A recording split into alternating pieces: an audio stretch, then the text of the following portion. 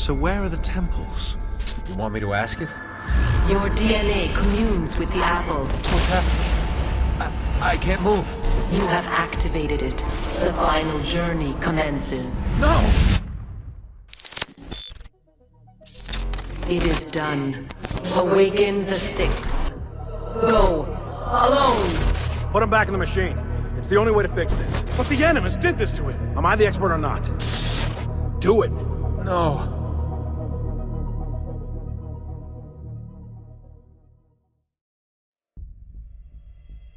I remember 10 years ago, the height of my excitement for this series of games was probably around like 2011 and 2012. I'd always loved Assassin's Creed. It was like the most important thing to me as a kid, but Revelations and then the lead up to AC3 were some of the most hyped I've ever been. Obviously, you probably know how I feel about AC3, but Revelations delivered in every conceivable way for me.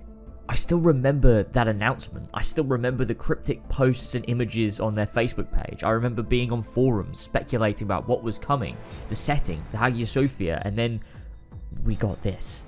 Both an older Ezio and Altair, front and center. I don't think I have the words to describe how giddy this made me as a kid. I was 13, nearly 14, and these games were quite literally my life. It's just that simple. To see this character we'd spent 2 games with alongside the protagonist of the one I originally fell in love with, I was absolutely beside myself with excitement. Assassin's Creed Revelations, a game originally coming to the DS in the form of AC Lost Legacy. The turnaround for Revelations was honestly probably more crazy than Brotherhood's. It was turned from a DS game into a full console game in mere months, with the addition of actually playing as Altair left up until pretty last minute, relatively speaking.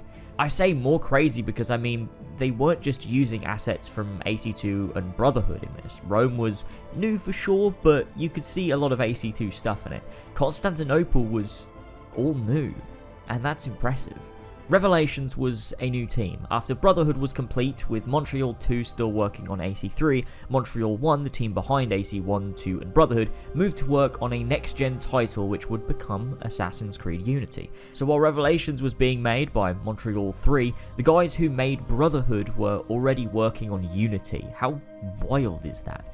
All the way back in 2011, in the hype for Revelations, in the aftermath of Brotherhood, before we even knew of AC3 or before Black Flag was even conceived, Unity was already being made. It's just so crazy to me how the development of these games worked. The most memorable from this team, however, for me, is the man himself, Darby McDevitt, the lead scriptwriter and the man who crafted the story we see take place in Revelations. A story I would say is not only the greatest Assassin's Creed story ever told, but simply one of the greatest video game stories out there. It's so special to me.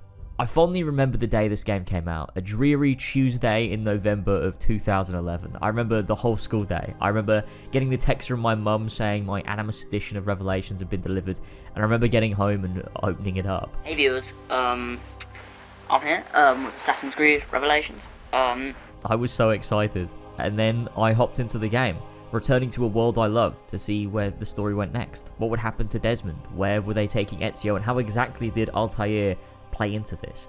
So many questions with a mind-blowing journey ahead of me.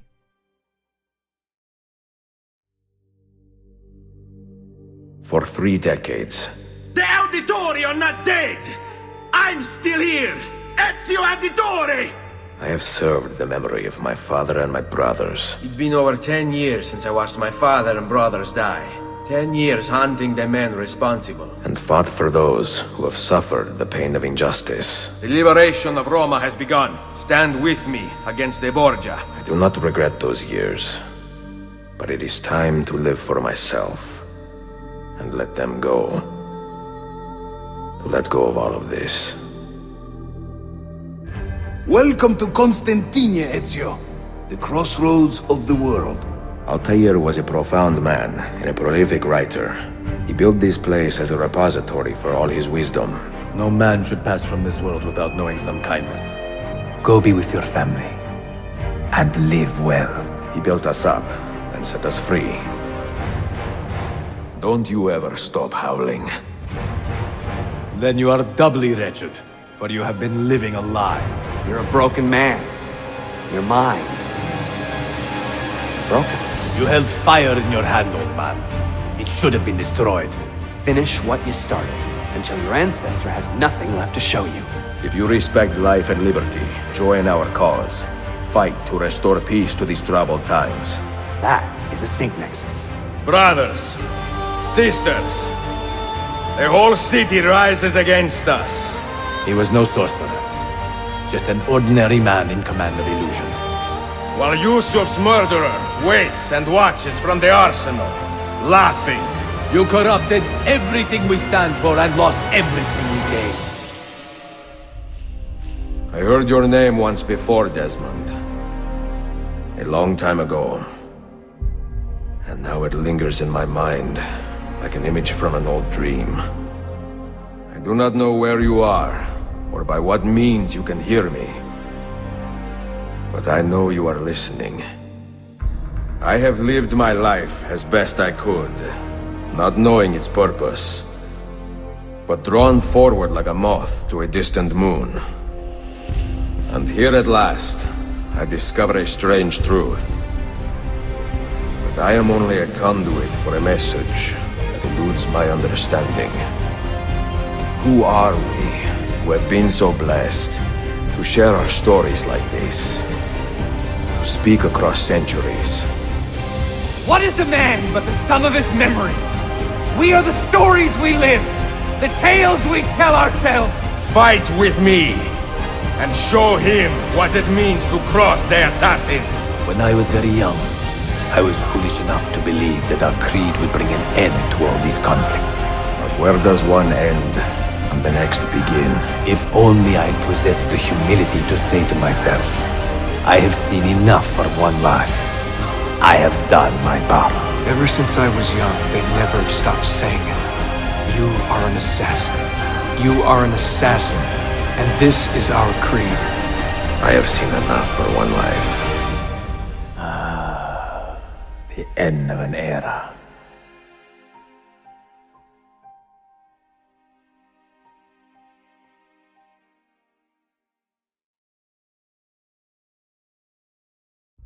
Now let me set up what this replay was like for me, as it wasn't exactly a normal replay of a beloved game. I've taken some time away from Assassin's Creed this past year, and for good reason. I felt it was the right thing to do. It's what I wanted to do.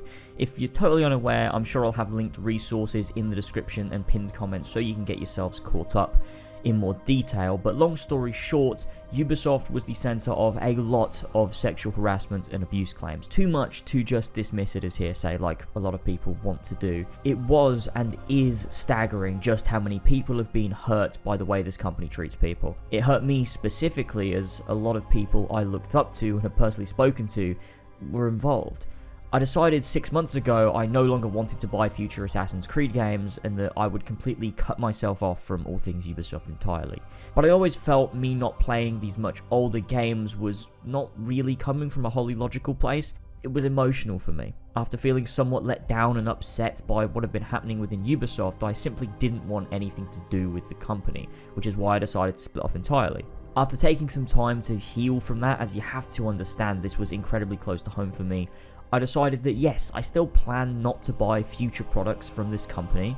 Not a hard choice given they don't exactly make games for me anymore, but also because I simply don't want to continue supporting this company monetarily, at least until they fix the deep-rooted issues they have. That said, it doesn't mean I can't revisit old favourites. Give props to the dev teams that worked on games that I love and speak highly of the good old days. What you do is up to you, but this is what I felt works for me.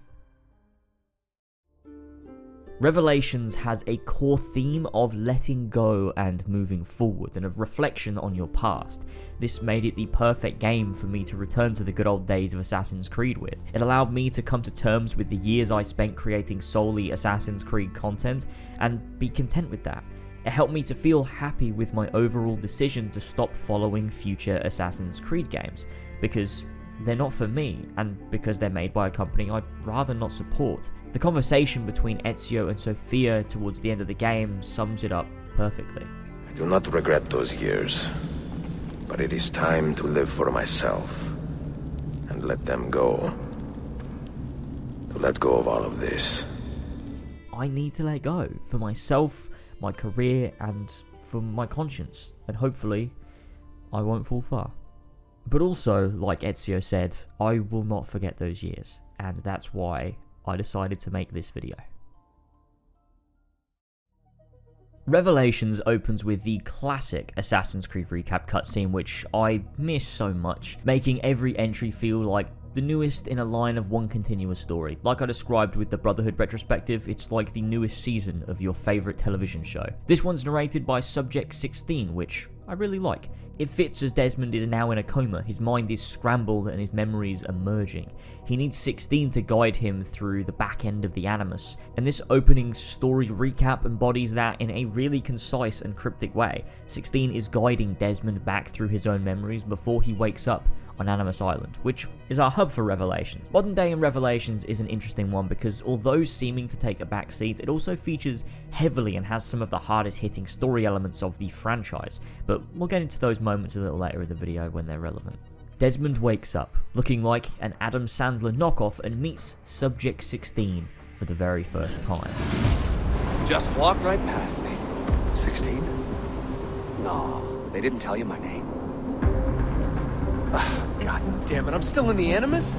What a shock you suffered out there. Rebecca! Get me out of here. They can't help you, Desmond. You're a broken man. Your mind, it's broken. Broken? I feel fine. So did I. Hey! Look at me now! Let's talk, buddy.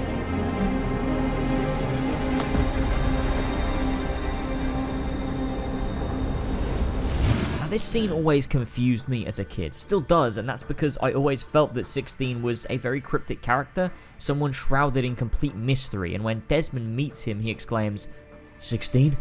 So that was my Desmond impression, I'm sorry. Then gets pissed he's still in the Animus and asks to be removed. Like, dude, 16 is right there, how are you not more confused, intrigued, excited, shocked to finally meet this man who's been leaving clues for you for the past few months? It just seems so strange to me that this climactic meeting of Subject 16 and Subject 17 isn't more climactic. It could of course be because Desmond already feels so familiar with 16 after being so closely tied to him and reliving his memories and glyphs things in the Animus, but we're never really told that, and our perception is that he's this enigmatic figure, so it always comes across as odd to me. They also changed his voice actor in this game, as they did with a certain other character, we'll get onto it, and they give us 16's name, which we'll get to that later too. Clay explains Desmond's situation and what we need to do. Find a sync nexus, relive Ezio's memories, and by extension, Altair's, until they have nothing left to show us. Find the sync nexus where the memories and lives converge. Before heading into the big memory gate, however, you get this piece of dialogue from Sean, Rebecca, and William Miles, Desmond's father, now played by John Delancey, who does a superb job and is also a highlight of AC3. As much as I'm not a fan of that game, my God, John Delancey nails it as William Miles. Then he was replaced for whoever this is. Who the fuck are you? Does the name William Miles ring a bell? He's not credited, and the internet seems to believe it is just John Delancey, even though he sounds like he's on a ton of muscle relaxants or something. I like these little snippets of conversation between the crew. It's like eavesdropping on things you aren't really supposed to hear, and it's all very genuine. Their concern for Desmond, why he's special, how his dad feels about the apple, the fact Sean feels somewhat betrayed by Desmond after he killed Lucy. There's a lot of great character moments in there, despite being incredibly missable if you just wandered into the Animus Gate, and they're very minor. I think this is something that Darby does really nicely whenever he's writing. You get these very minor moments, very low-key dialogue sections that are well placed, and while they seem minor, they do wonders to pad out character, and that's exactly what these little sections do. We do also get little conclusions to the whole Lucy debacle from the end of Brotherhood. It's like confirmed that she's dead, and it's confirmed that Desmond did it, and he also says that Juno made him. Although they really dropped a bombshell that we'll get to later, and how that one rocked the AC community back in early 2012. It was a wild time, I'll tell you that. Heading through the gate on Animus Island, we are greeted with the greatest damn opening in video game history, and no, I'm not exaggerating, that's how I feel. I've been toying with just letting it play, not editing it at all. Should we just watch the whole intro? It'll set the mood, right? Fuck it, let's do it. Claudia, my dearest sister. I have been in Acre a week now, safe and in high spirits, but prepared for the worst. The men and women who have fed and sheltered me here also give me warning that the road to Masyaf is overrun by mercenaries and bandits, not native to this land. What this could mean, I dread to guess. When I first set out from Roma 10 months ago, I did so with a single purpose: to discover what our father did not. In a letter written the year before my birth, he makes mention of a library hidden beneath the stones of Masyaf Castle. A sanctum full of invaluable wisdom. So what will I find when I arrive there? Who will greet me? A host of eager Templars, as I fear most strongly. Or nothing but the whistling of a cold and lonely wind. Masyaf has not been home to the assassins for almost 300 years now. Can we still claim it for our own? Are we welcome there? I am wary of this fight, Claudia. Not because I am tired, but because our struggle seems to move in one direction only, towards chaos. Today, I have more questions than answers. This is why I've come so far. To find clarity. To find the wisdom left behind by the great Altair. So that I may better understand the purpose of our fight. And my place in it.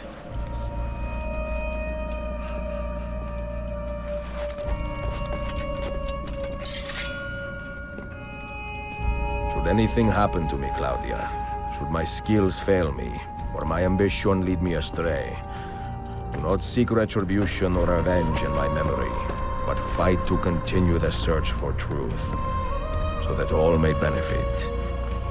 My story is one of many thousands, and the world will not suffer if it ends too soon.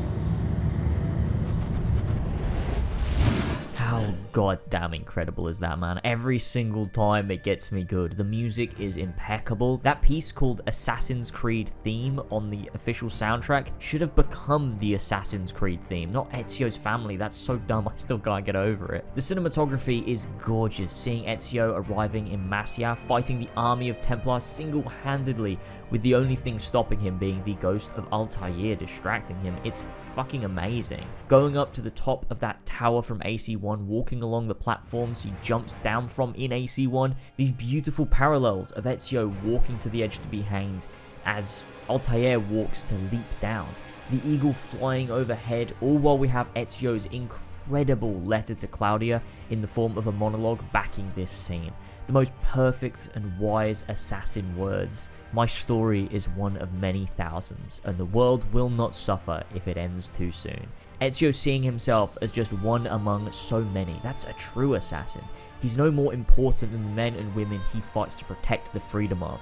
Everybody is equal. It's Assassin 101, but it's just told in such a beautifully meaningful character way that fleshes out Ezio's mindset in this era of his life post-Brotherhood. Coming out of the cutscene, we're able to finally dive into gameplay. Climbing the outer areas of Masyaf Castle to retrieve our weapons, climbing to areas never visited in AC1 makes Ezio's journey here feel untethered and new. Uncharted territory as we scale to the very top of the highest part of the castle, with the snow falling all around Ezio. The vibes are immaculate. Taking time to just see Ezio in Masyaf is wild. This game is actively delving into its past. It's not running or hiding from it like we see in later entries of Assassin's Creed. It uses its past as a center plot point. It's not a secret note that you can find in a cave alluding to Masyaf Castle. It's a central plot point that Ezio from AC2 and Brotherhood is traveling to Masyaf from AC1, the original seat of power for the assassins, in order to find wisdom wisdom left behind by the main protagonist of the first Assassin's Creed game. Just take a second to wrap your head around that. Imagine that happening in modern Assassin's Creed. It just doesn't. The very closest you get is Bayek's letter in Valhalla, which pales in comparison to Revelations.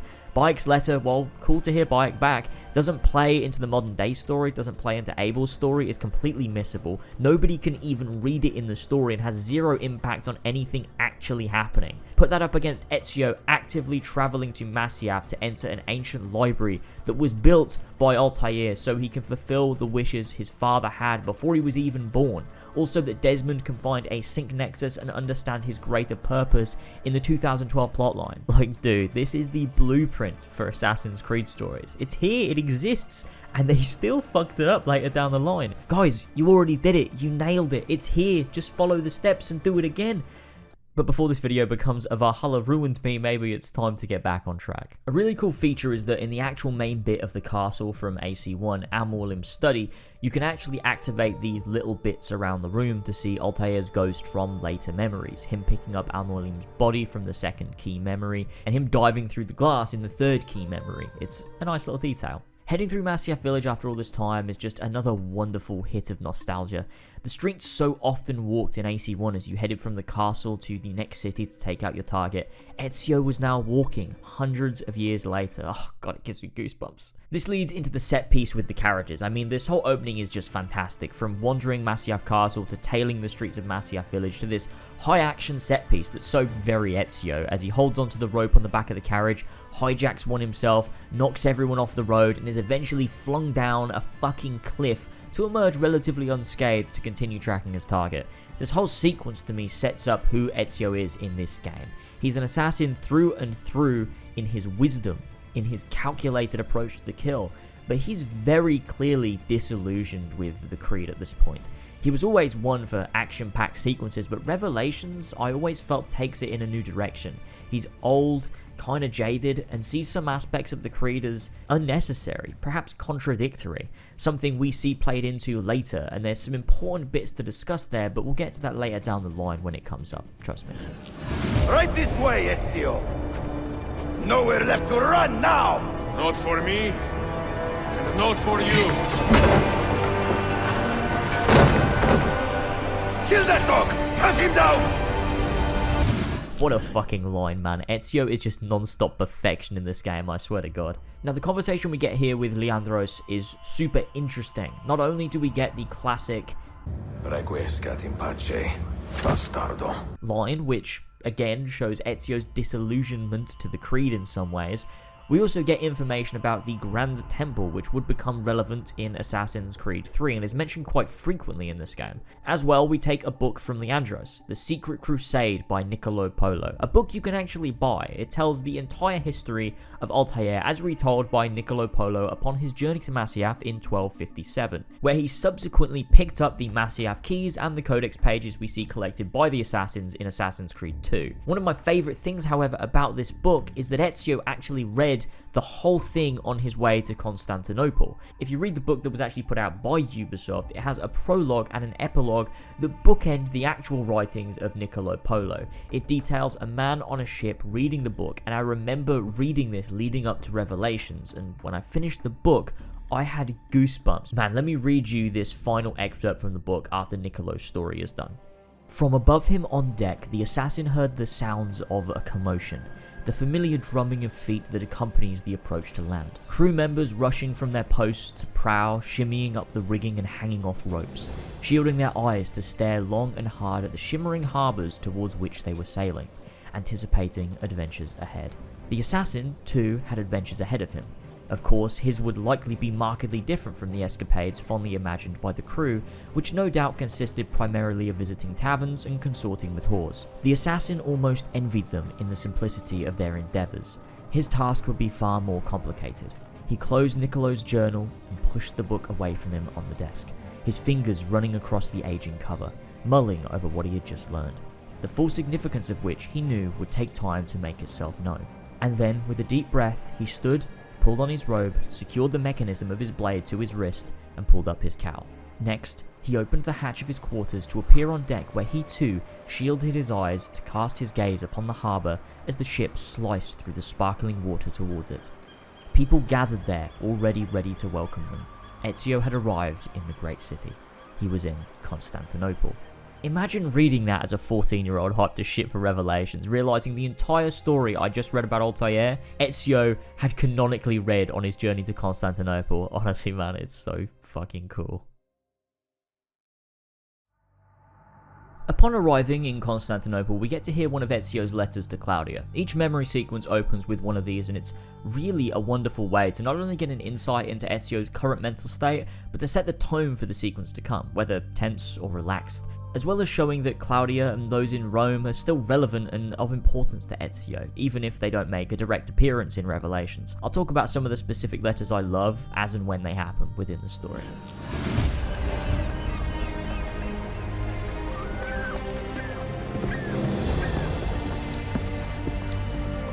Magnificent sight. It is a work in progress. No city in Europa has a skyline quite like this. Well, to be precise, that is Europa. That is Asia. Some borders even the Ottomans cannot move. The arrival at the dock sets up basically all three of the main ally characters in Revelations. First, Suleiman, Prince Suleiman, unknown to us at this point, a charismatic character with a sharp mind, someone to match even Ezio, someone who clearly would become a strong leader if given the chance, which, of course, if you know history, he eventually did. We're also briefly introduced to Sophia, although aren't given a chance to speak with her just yet, and then we meet the man himself, Yusuf Tazim da Istanbul. Hoş geldin kardeşim. Unless the legend is a lie, you are the man I long to meet. Renowned master and mentor. Ezio Auditore de la. Prego. Forgive me. I have a hard time remembering that Italian gibberish. Da Firenze, the city where I was born. Ah, yes.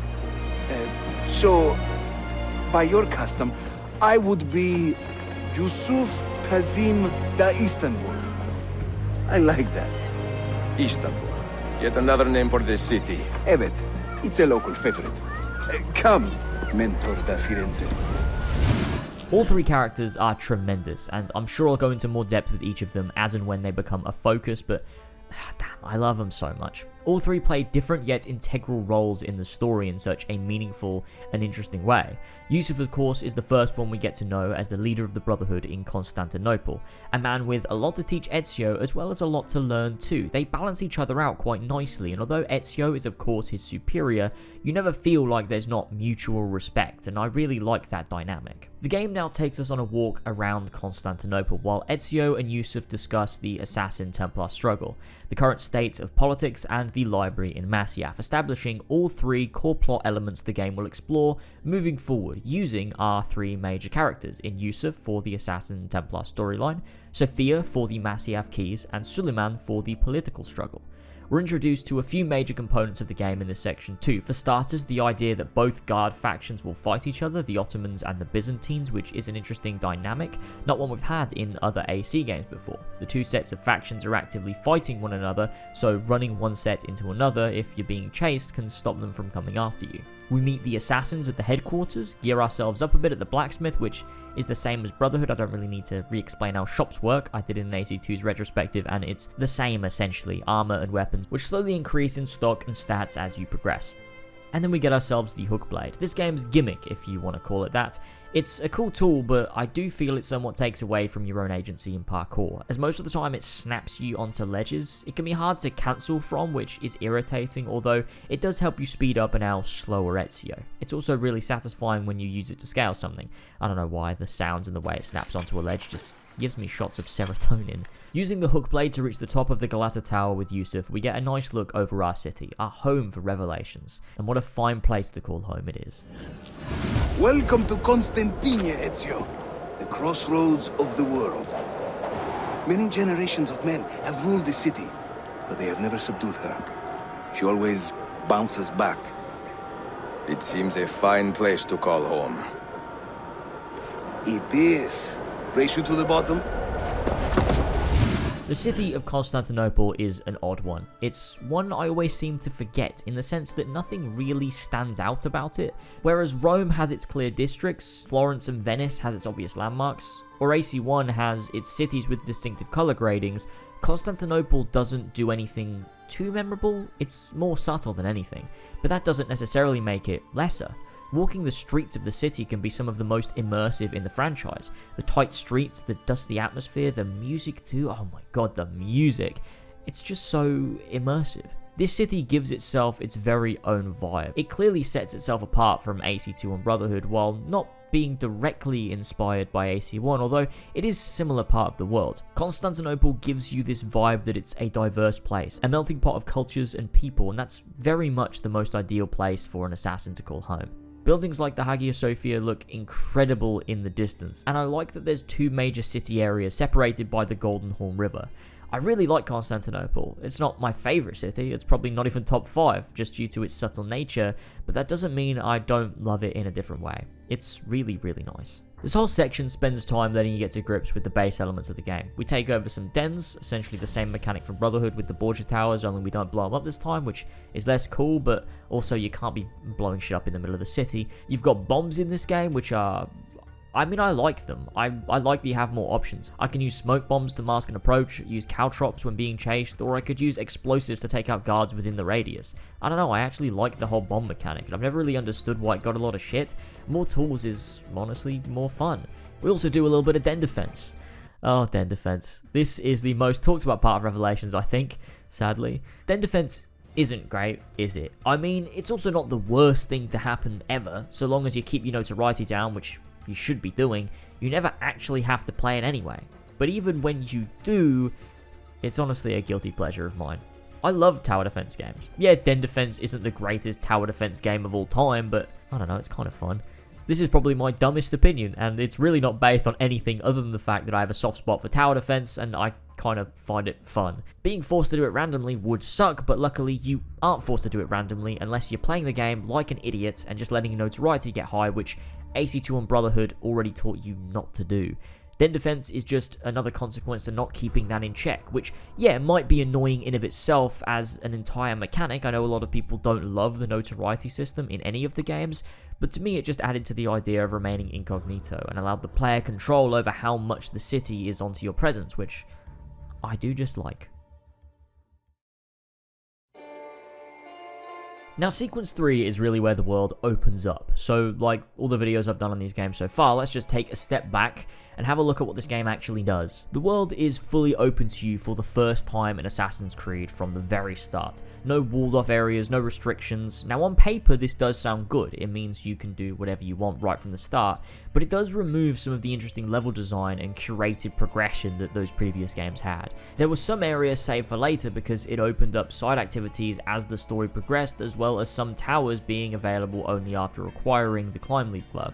In Revelations, everything has to be accessible from the start, which means that level design is a bit samey. Places don't feel entirely unique as districts and sort of blend into one, which isn't necessarily bad, just not as unique as the earlier entries. Everything used to feel a tad more structured and curated, with Revelations feeling a little bit more vague. That also plays into the side content too. AC1 had effectively no side content. It was a linear game set in an open space. AC2 dabbled in some side content, however Brotherhood was really what showed side content can work incredibly well in Assassin's Creed. Every single thing you do in Brotherhood is important to the story in one way or another. And not important in a story sense, but important in the sense that it actually is relevant to the main story.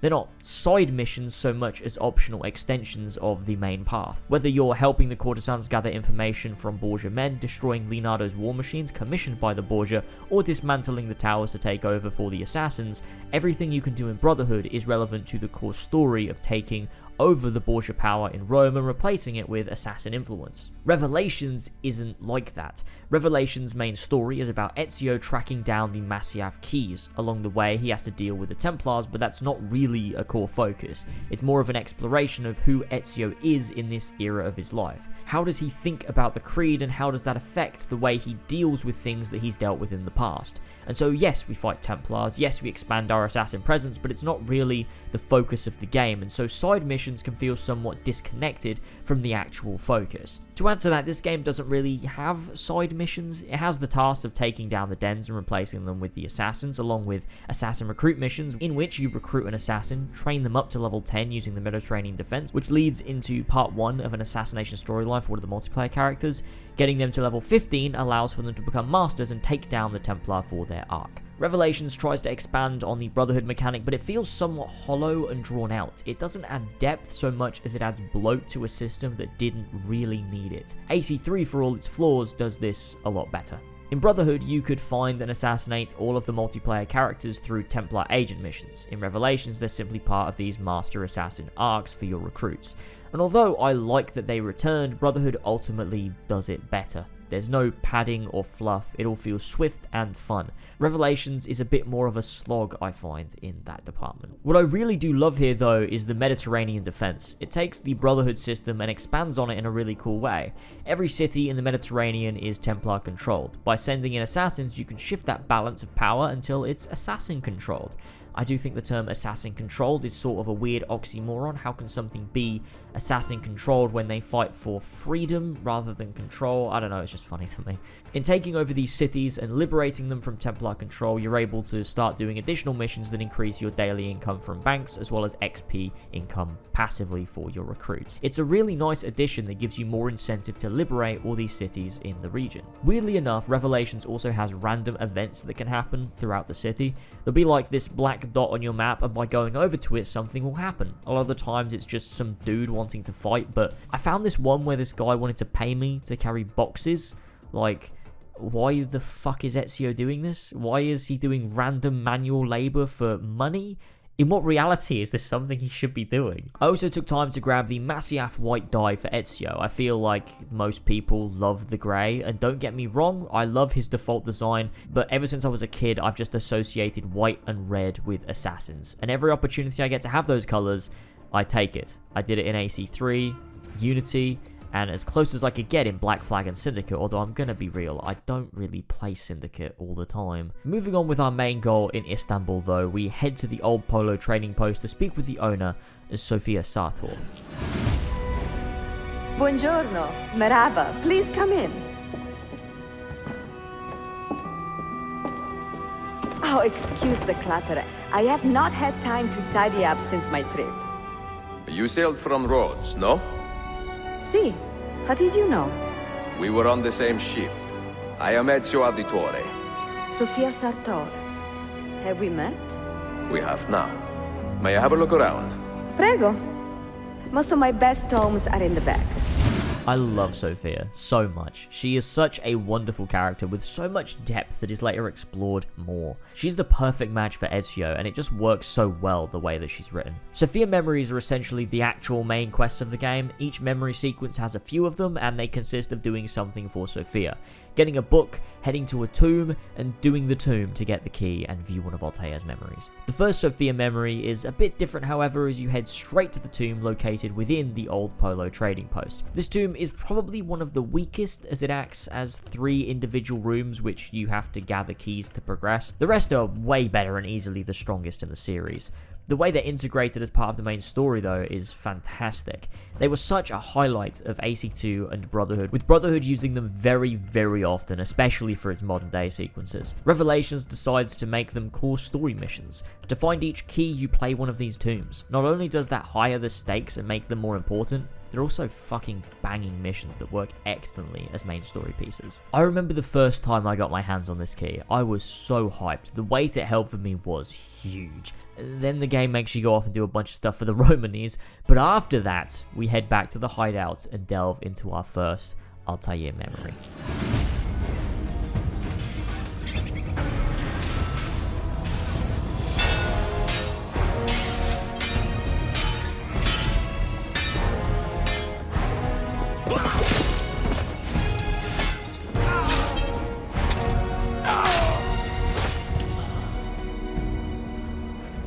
Are you hurt?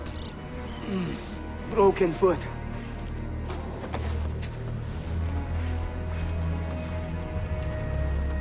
What is your name, brother? Altair, son of Umar. Umar? Oh yes. He was a fine man who lived as he died. With honor. Altair, we have been betrayed. The enemy has overrun the castle. You live. And Al-Mualim, where is he? He was inside when the Crusaders broke through. We can do nothing for him now. Altair, we must fall back. When I close the castle gate, flank the Crusaders in the village and drive them into the canyon. You don't stand a chance! Abbas, no mistakes. I mean, what an opening. Straight into things. Altair, Abbas, Masyaf. It's so cool. Taking place a couple years before the events of Assassin's Creed 1, we can see Altair at a different point in his life. He was noble before becoming a master, and being favoured by Al-Mualim turned his confidence into a blinding arrogance. His robes look beautiful. I'll always have a soft spot for the original AC1 design, as there are some differences. Of course, number one being the fact that he actually has a short blade on his back rather than just a place for it to go. And the dimensions and colours are slightly different, but goddamn, Revelations Altair robes are the best we've had. They've never been outdone since. No matter how good the graphics are in Unity, nothing comes close to the robe design here. Just spectacular. Now, the interesting part about Revelations Altair is that they changed the voice actors. Philip Shahbaz voiced Altair in Assassin's Creed 1. However, in Revelations, they replaced him with Kassamvar. Now, I've always preferred Shahbaz. Don't get me wrong, the accurate accent in Revelations is a welcome addition, but Philip can do that. He's of Iranian descent. He often takes on work that requires him speaking with a Middle Eastern accent. I mean, just listen to this demo clip. I adored my grandfather. His soft white beard tickled my cheek when he hugged me, and I could sit for hours listening to the sound of his sweet voice chanting the Adhan, the Muslim call to prayer. And I had plenty of opportunities to do so, since Muslims are called to pray 5 times every day. Chanting the Adhan and the Quran is not an easy thing to do well, but when my grandfather did it, the sound was magical. He sounds fantastic. Imagine him adding a slight bit of oomph to that voice and boom, you've got an Altair that sounds like Altair from AC1, but has the correct accent. To me, that's a no-brainer. Altair's writing in Revelations is brilliant, but the voice acting isn't really my favourite. It's too soft-spoken for Altair, especially in his younger years. Also, we found out that Kassamvar's a bit of a dodgy bloke, along with half of Ubisoft. Anyway, taking down the Templar, we get this great confession. You put too much faith in the hearts of men, Altair. The Templars know the truth. Humans are weak, base, and petty. No. Our creed is evidence to the contrary. Perhaps I am not wise enough to understand, but I suspect the opposite. That I am too wise to believe such rubbish. An important piece of dialogue, one that plays into Ezio's arc. You have to remember there is a reason for each of these memories. Why are we being shown this one? Sure, it's cool to see Altair prior to AC1, but there's a clear message here. The Templar shunned Altair, speaking to the idea that his creed is merely a guise for disorder, pretending to be high and mighty and wise, when in reality it's nothing but a facade. Is that true? Well, not necessarily, but in that period, maybe. Remember, the Levantine Brotherhood were proud. They had castles, they waged war essentially. Altair reformed them, and through them, the creed itself. This lesson is important because it's part of the reason Altair changed things, because the Templar was speaking to a truth within the creed. It's a critique that after years of pondering, Altair ended up partly agreeing with. You also get this conversation with Altair and Al-Mualim. You offered him a chance to salvage his dignity. Why? No man should pass from this world without knowing some kindness. But he shunned your graces, as was his right. Altair, I have watched you grow from a boy to a man in so short a time. It fills me with as much sadness as pride. You fit your father's shoes as if they had been tailored to your feet. Altair explains that it was his right to shun Altair's graces, the true assassin ideology, freedom. This is the first time we see Altair express that, and it's an important part of his reformation of the Order. They didn't want to have a hand in the tyranny, just another dominant force wiping out those they disagreed with. but to live among the people, to allow them to live freely, to assassinate Templars who wish to control the minds of men and women. The idea you should have the right to shun someone's graces is an important message, as well as having the right to not follow the Assassin's Creed, something that plays into Ezio's decision to ultimately leave, also something spoken about by Desmond in the Valhalla audio logs. What I said was, I wish I hadn't been born into the Assassins. I wish I had chosen this life. Is that good enough? Sure, but why is that? Because choice is the central idea of our creed. It underpins everything, right? It's about free will. It's about seeing the evidence before you and saying, yes, this is what I want, or no, this isn't for me. But when you're born into a group like this, or any other, like I was, you get mixed signals. You get told over and over again, this is what we believe. These are the rules. This is reality. No deviation. And if you question it, oh, they look at you like you killed a puppy. That's hardly free will. It's a weird irony when free will is your central belief, but nobody wants you to believe otherwise. I don't know how to say it exactly, but I always thought there was something self-destructive about our creed.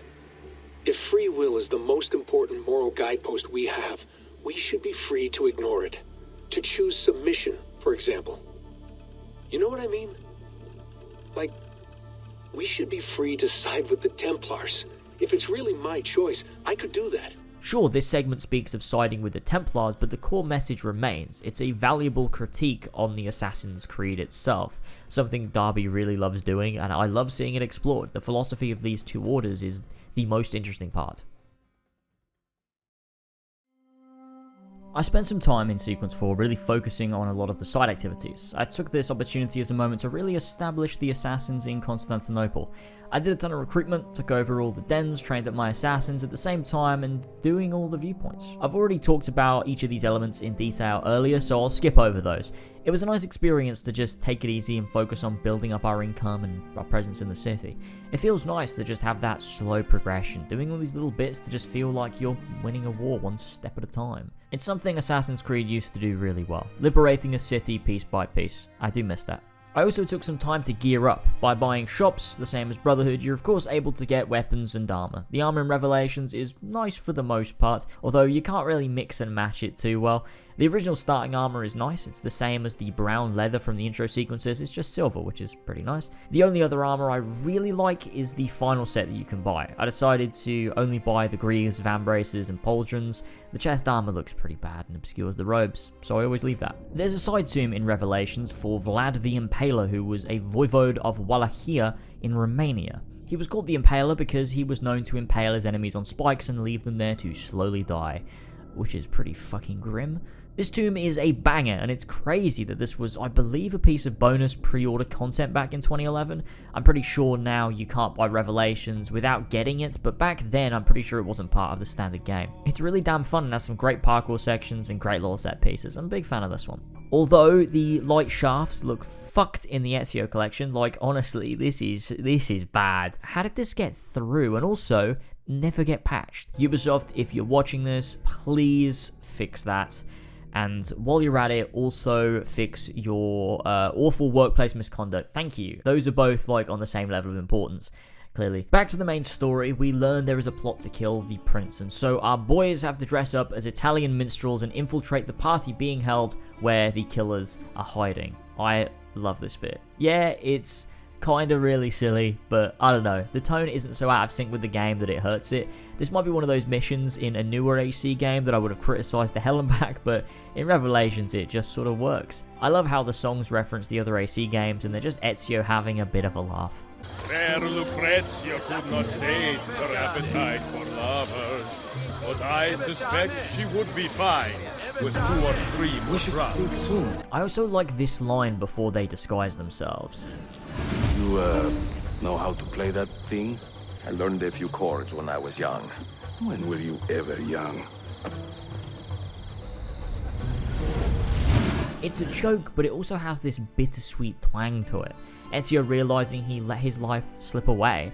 He's been part of this Brotherhood since he was 17, and now he's 52 and hasn't settled down. he's lost out on a lot. And if he keeps this up, he might not have time for it all. And that's important to his arc across this game. Speaking properly with Suleiman is nice. Now he knows who Ezio is, kind of, and Ezio knows that he's the prince. They're able to speak on a level with each other. Ezio, do you have some time to spare? I would like your opinion on something. I will, once I change out of these rags. Gazelle, meet me when you are ready. Suleiman confiding in Ezio does well to subtly establish Suleiman doesn't feel he has many that he can trust. The political struggle is now part of our story, and we get to explore that with Ezio and his relationship to Suleiman, someone with very assassin ideals. We sit in on a meeting with Suleiman's uncle Prince Ahmet and Tarek Barletti, a Janissary captain. I really like this exchange because it gives us a deeper look into both of these characters. I like seeing Ahmet speak openly to his captain and to Suleiman. We get to see the way he interacts with people, as well as how they view him when Tarek speaks openly about Ahmet to his face. May I speak freely? You'd better. You are weak, Ahmed. Pensive in times of war and restless in times of peace. You lack passion for the traditions of the Ghazi, yet you speak of fraternity in the company of infidels. You make a decent philosopher, Ahmed, but you will be a poor sultan. You may show yourself out. We get to hear how Ahmet leads, and his reaction says it all. This is of course important character writing, so that the reveal at the end of the game works rather than coming entirely out of the blue. Oh, Duccio. You can't have an Ezio game without Duccio. Mia cara, the strings of fate have drawn us together. Two Italiani, lost and alone in the Orient. Do you not feel the magnetismo? I feel many things, Messere. Nausea above all. Is this man bothering you, Sophia? Excuse me, Messere, but the lady and I are... Oh! Oh, il diavolo in persona! Stay back! Duccio, a pleasure. Run, buona donna! Run for your life! Who was that? Un cane. He was engaged to my sister many years ago. And what happened? His cazzo was engaged to 6 others. Chiedo venia. Honestly, his reaction to Ezio is perfect comedic timing, and I really love how it's handled. Plus, Ezio's explanation to Sophia referencing all the way back to AC2 is nice. It makes you realise that this man is the same boy who fought Duccio to defend his sister's honour. He's always chosen to do the right thing. After retrieving Sophia's map and taking it back, we get this really nice cutscene with them both studying it. Sophia's amazement and intrigue is just another one of those ways we see how perfect she is for Ezio. Her curiosity and her intelligence shines. Ah, beautiful, no? This is a print of a map by Martin Waldseemüller. See here? The new lands, described by Messer Amerigo Vespucci. Or Cristoforo Colombo. History has a strange way of unfolding. Also the little joke there about Christopher Columbus referencing Ezio's time with him in AC2 Discovery. Ezio clearly admires Sophia. She has so much interest in the things he also finds interest in. The world itself, the cultures, the undiscovered mysteries. She's a wonderfully explored character, and I love how much Ezio adores her. Perché ridi? Forgive me. It is a joy to see someone with a passion so personal and noble. It is inspiring. Goodness, where is this coming from? Grazie, Sophia. I will return. Finding the book and heading to the tomb location, we have the Galata Tower tomb. I'm calling them tombs, but are they even really tombs? I mean, there's nobody actually buried there. I know the mission type is a tomb mission, but like, what would be a better word to describe it? Sanctuary? Vault? I'm going to stick with tomb. The Galata tomb is incredible, probably the most memorable. Sadly, again, the Ezio collection ruins the atmosphere because of those goddamn light shafts. Seriously, look at that. How did that get past anyone? One of my issues with this tomb though, and to be fair with all of them, is the hook blade getting in the way. A lot of architecture in Revelations isn't actually built for the hook blade. The hook blade just lets you navigate normal areas faster. The annoying part is that it restricts you in a lot of ways from ejecting, like I mentioned earlier, and it's really noticeable in tombs. The hook blade is always latching onto things, and when you try to eject, it just doesn't work properly and fucks things up usually. So the same muscle memory I have from AC1 to Brotherhood doesn't really apply here, which sucks. I guess this was the start of Ubisoft automating its parkour, removing true player agency. It's a small thing, but for an absolutely old dog like me, it does bother me some. Returning to the hideout, we load into the second of the Altair memories, taking place just after the ending of Assassin's Creed 1. You held fire in your hand, old man. It should have been destroyed. Destroy the only thing capable of ending the Crusades and creating true peace? Never. Forgive me for this, Mentor. But the apple corrupted you, and through you it would have corrupted us. For us to live, you had to die.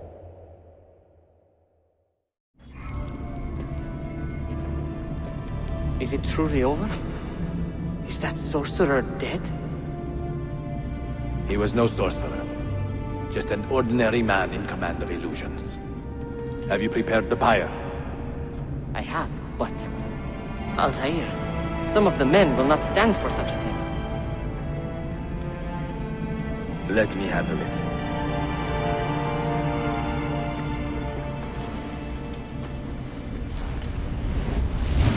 I do not like how they just dubbed over that scene with Cassanva. I think not only does it do Philip dirty, it also just sounds kind of bad and looks kind of bad. I'm really just not that big on Cassanva's Altair. I think I always used to say he was better purely because he had an accent and based on nothing else.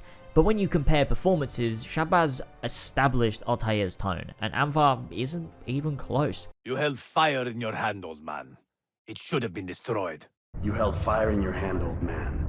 It should have been destroyed. He does a decent job as elderly Altair, but I cannot see him as the young man. It just does not work for me at all. The writing is what makes it. This memory takes us into how Altair deals with the aftermath of Al-Malim's death. I would have liked a tad more meat here. All we really see is him carrying the body, trying to convince Abbas, and then climbing the tower to get the apple. It's probably my least favourite of these Altair sequences. That said though, it does give us a little insight into what happened directly after AC1, something I'd always wondered for years. Now we get to see a little bit of that. Also, the idea the Order becomes divided after the death of Al-Malim, with the people following Altair and people following Abbas. Have you anything to teach us? Will you lead us all to ruin?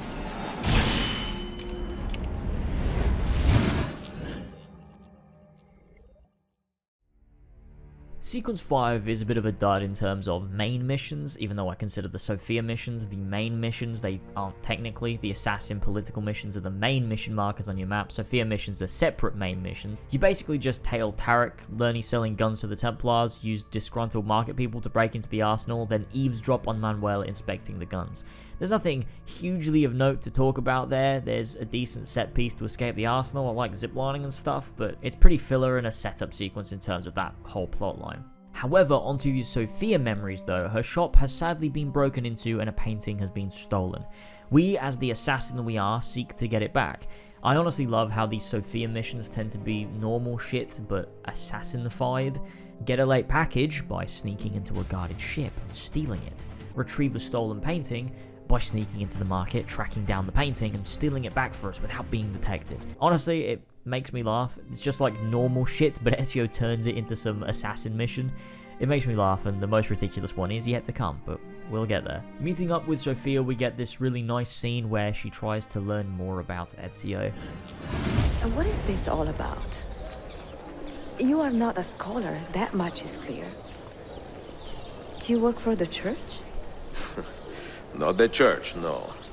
But I am a teacher, of a kind. I will explain one day, Sophia. When I can. And I mean, obviously not the church, he's armed to the teeth. Then again, knowing the church. The next tomb mission is one of my absolute favourites. I adore this tomb so much. Forum of the Ox. This tomb has you traverse along an old underground cavern, tailing a few Templars as they try to shoot at you from their boat. It's high action, it's very tense, and it has some really nice set piece moments, such as when the gunpowder is thrown and it sets everything on fire and you jump across the beams to reach your enemies. It's really nice, and I always have a ton of fun with it. Retrieving the Masyaf key though, we get memory number 3 for Altair, one of my absolute favourites. This one is very important in Altair's own personal journey, but also for Ezio as an observer too.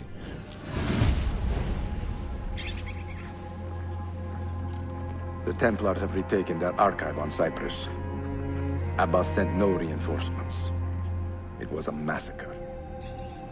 Oh my god. Maria, when we left Masyaf 10 years ago, this order was strong. But all our progress has been undone. Abbas must answer for this. Answer to whom? The assassins obey only his command now. Resist your desire for revenge, Altair. Speak truth, and they will see their error. He executed our youngest son, Maria. He deserves to die. Perhaps. But if you cannot win back the Order by honorable means, its foundation will crumble. You are right. 30 years ago, I let passion overtake my reason. And it caused a rift that has never fully healed.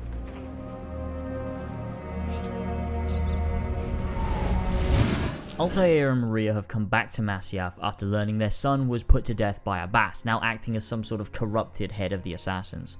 Altair and Maria, of course, have been away for a long time fighting the Mongols. Maria telling Altair he needs to win back the Order by honorable means, otherwise the foundations will crumble, is a really powerful display of her growth between games. We saw her in AC1 as a Templar agent, in Bloodlines as someone Altair grows close to, and briefly in AC2 when they... you know, in Acre. Seeing her there as the one to meet Altair's level as someone he respects is really sweet. It's clear to see how they both influence each other in a positive way and match each other too in respect and intelligence. Her voice is the one Altair listens to the most. Again, this is all important for Ezio. Think of Sophia as his Maria. Altair confronts Abbas, and Maria and him demand to know why Seth was killed. We seek the truth about our son's death. Why was Seth killed? Is it the truth you want? Or an excuse for revenge? If the truth gives us an excuse, we will act on it. Surrender the apple, Altair, and I will tell you why your son was put to death. Ah, the truth is out already. Abbas wants the apple for himself, not to open your minds, but to control them. You have held that artifact for 30 years, Altair. Reveling in its power and hoarding its secrets. It has corrupted you. Very well, Abbas. Take it. What? Before I executed your son, I told him you ordered it yourself. He died, believing you had betrayed him.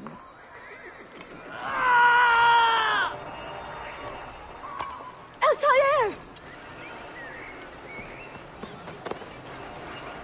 Altair! No!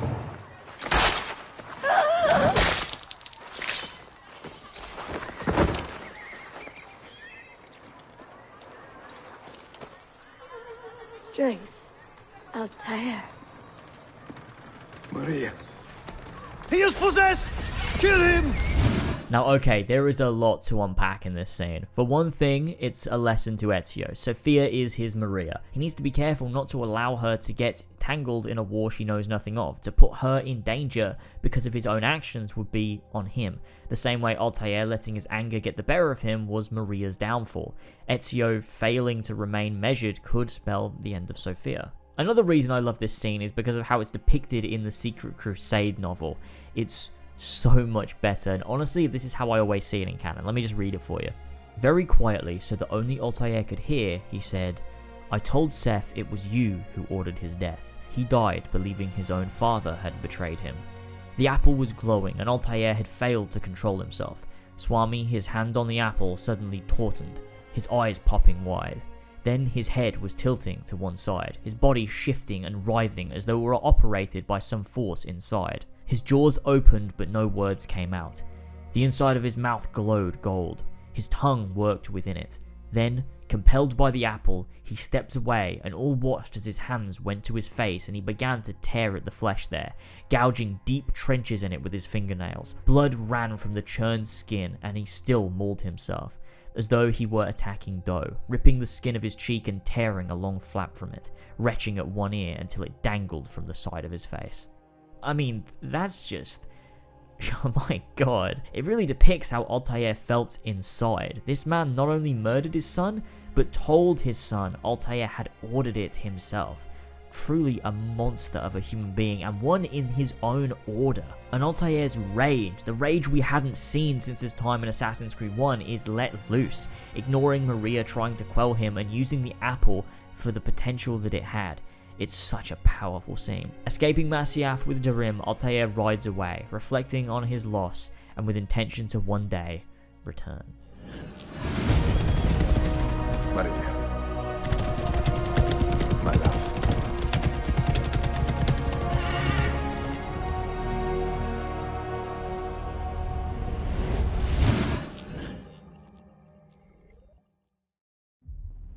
Ezio's letters to Claudia continue in the opening to Sequence 6. This one I really love. Take a listen to how he speaks of Sophia. With every passing moment, I know my chances grow slimmer. And yet I cannot help but linger some days to stay an extra hour with her. To hear her voice and watch her face animate with joy as she speaks of the things that move her. Her books, her city, her memories. I cannot help but think what a shame it will be when I find the final key. He really loves her. He admires her so much, and it's just so nice to see their love blossom.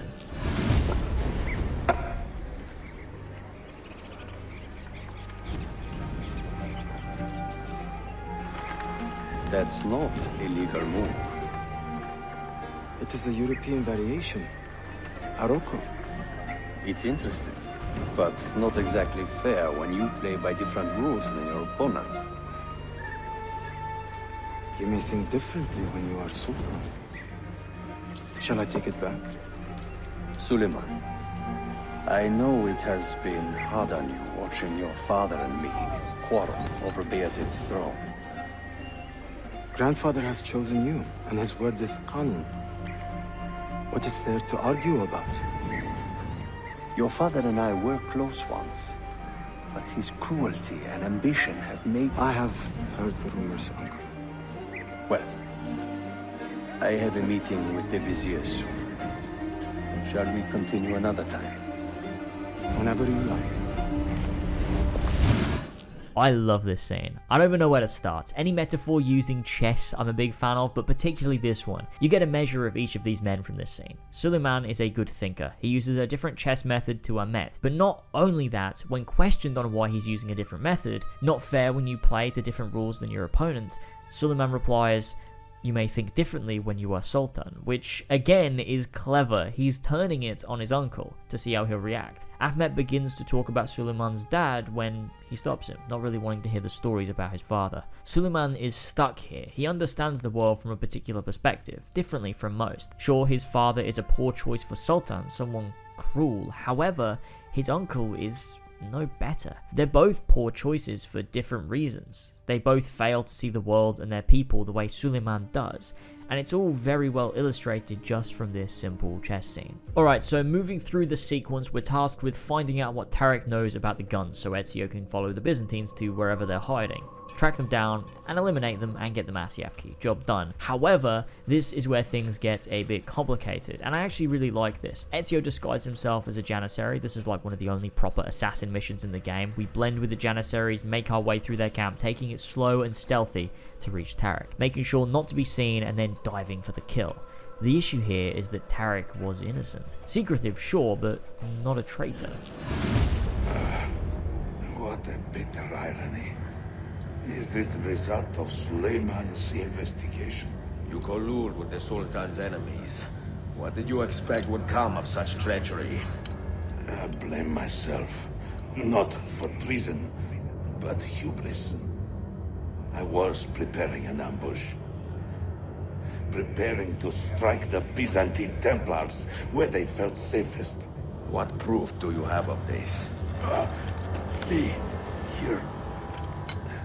This will lead you to the Byzantines in Cappadocia. Destroy them if you can. You have done well, Tarek. Forgive me. You can see here Ezio's genuinely upset. He made a mistake and an innocent man died for it. Even at this point in Ezio's life, his confidence can get the better of him, and that's consistent across his games. His biggest flaw was confidence and arrogance, and that fucks him over here. But all is not lost. Thanks to Tarek, we have the location of the Byzantines, Cappadocia, our next stop. I really like the twist with Tarek, because if you replay the game and listen to him, you can tell he's not a traitor, which is why the traitor plotline works. All his dialogue works to make him out like he's a good guy, and if you watch the deals with the Templars or the talks with his men, you can tell his true motives. It's all just a tad shrouded, and I love that, when twists are telegraphed rather than just out of the blue, and the same goes for Ahmet. Returning to Suleiman, we get this scene with both him and Ahmet, which is very telling in hindsight. At first it seems like he's genuinely concerned, why was Tarek killed? But you can see upon closer inspection, the Janissaries will accuse me of this crime, shows he's really only out for himself. His order and the Templars. It's really well done to show him as a seemingly decent guy, but also telegraph the idea that he's got something to hide. I like it a lot. Now, the next Sophia memory is iconic. The greatest mission of all time, some might say. The White Tulip mission. Yes, ladies and gentlemen, we have arrived at the main attraction. Remember earlier when I was talking about how these missions are just normal things made assassin-y for gameplay reasons? This one's easily the funniest. Sophia needs white tulips. The white tulip seller man has none. He needs to go get more. So what does Ezio Auditore do? He takes to the rooftops. He tails the man, but makes sure not to be seen. One with the crowd. A true assassin stalking his prey to get tulips. I need to know why. And also, what would happen if he were caught? There's a damn detection meter as if the guy is going to attack Ezio if he realizes he's accompanying him to get the tulips. Like, what is this mission? It also goes on for fucking ages. It's so dumb, but honestly, I wouldn't change it for anything. Getting the tulips, we return to Sophia, who's got a picnic all ready for us in the gardens around the Hagia Sophia. It's a really sweet moment of levity amidst a lot of chaos either side of it. It works well, and it's really nice. Che belli, grazie. I wanted to thank you for letting me play a small role in your adventure. A small role is enough for this adventure, believe me. You are a mystery, Ezio Auditore. Mi dispiace. I do not mean to be. It is fine. È affascinante. Sembra squisito. Why, thank you. Any luck with the final code? Ah, the code, see. I solved it many hours ago. You will get it soon enough.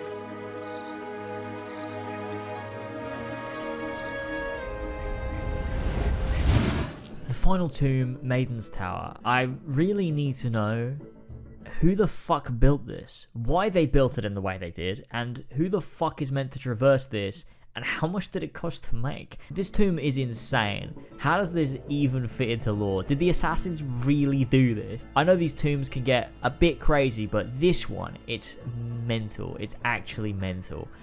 But I don't really care because it's so much damn fun. Revelations really pulls out all the stops with their tombs, and god damn, I miss this shit. Since Revelations, they just stopped doing these tombs. These incredible large-scale puzzles. They were amazing. And they were just scrapped entirely.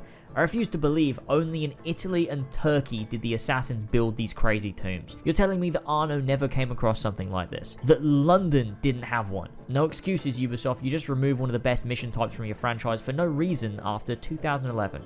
Ridiculous. Fix it now. And also fix your workplace misconduct, thank you. This tomb brings us to the final key left scattered in the wild. The actual final one, however, is in the hands of the Templars, one we intend to track down. The fourth Altair memory skips us ahead sometime, around 20 years after Maria died. Altair finally returns to Masya. They say he screams in his sleep, calling out for his father. Abbas, what a miserable man. It is not our place to judge. It certainly is. If our master has gone mad, I would like to know. Shh. Good evening. Water. Of course. Sit. Many thanks. What brings you here, old man? Pity, Abbas. Do not mock him. He has lived as an orphan for most of his life, shaped by his family's legacy. He is desperate for power, because he is powerless. He is our mentor, and unlike Al-Mualim or Altair, he never betrayed us. Nonsense. Altair was no traitor. He was driven out. Unjustly.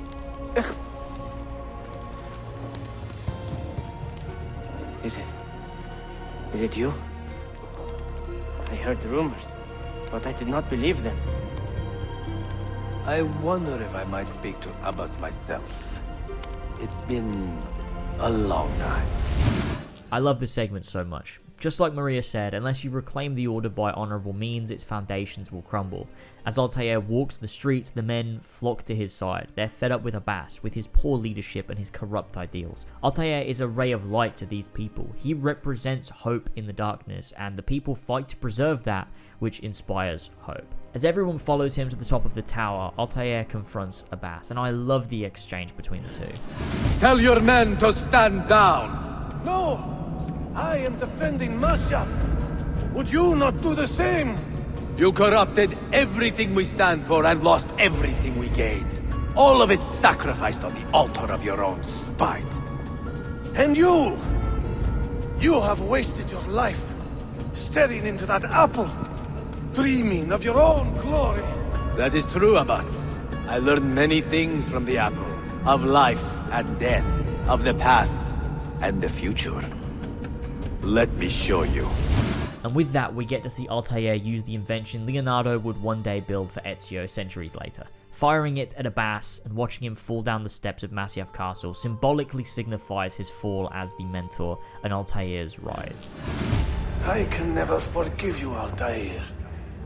The lies you told about my family, my father, the humiliation I suffered. They were not lies, Abbas. I was 10 years old when your father came to see me. He was in tears, begging to be forgiven for betraying my family. Then he cut his own throat.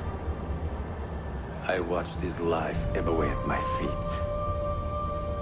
I will never forget that image. No! But he was not a coward, Abbas. He reclaimed his honor. I hope there is another life after this one. Then I will see him and know the truth of his final days. And when it is your time, we will find you. And then there will be no doubts.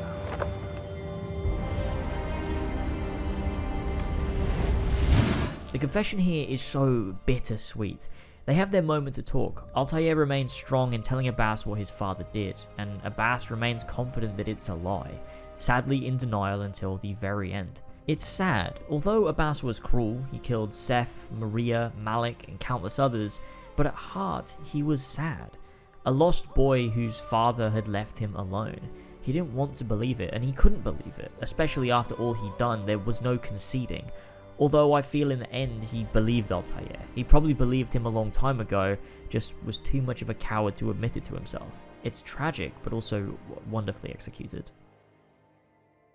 I took some time now before departing for Cappadocia to get my affairs in order. Once you leave Constantinople, the game essentially becomes linear right until the end.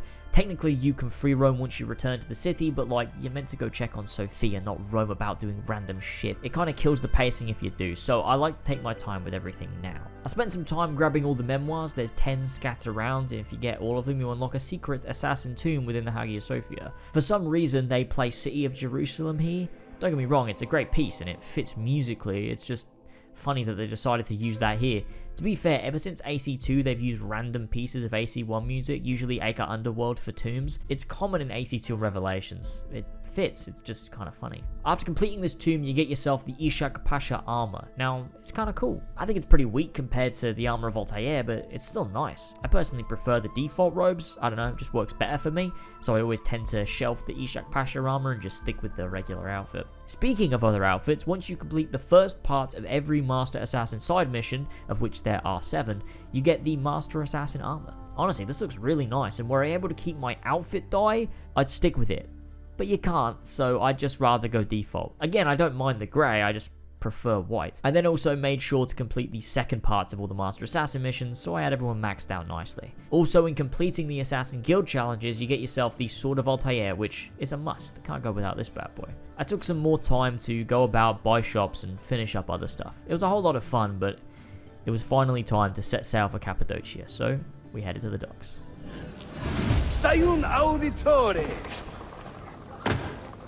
Word around the city is you're leaving us. Is nothing I do a secret. Not to worry, brother. The captain of your ship is a friend, but neither of you are going anywhere just yet. The Janissaries have raised the chain across the mouth of the Halich and ordered a full blockade until you are caught. They raised the chain for me. We will celebrate later. Here, I have something for you. Careful. This has 50 times the kick of our usual bombs.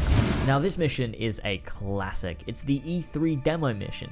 I remember being a kid, staying up late when I really should have been sleeping, watching the E3 demo in 2011, being beyond hyped for Revelations. I used to watch this demo over and over and over again. I was really fucking weird. Playing it even now still hypes me up. Even if I always seem to fuck up the Greek fire bit. Honestly, I don't even know what I'm doing wrong. I just seem to die long before I can burn all the ships. Sometimes it just works, and sometimes it doesn't. I don't know. Making your way across the burning boats, weaving in and out of guards, falling into the water, and swinging across the lamps. This whole set piece is so incredible, and a pretty big turning point for Ezio. Because at this point, it's pretty clear he has little regard for the Creed. You know, hide in plain sight, never bring harm to an innocent, direct or indirect. There's no way he could have known who was in those ships. Never compromise the Brotherhood.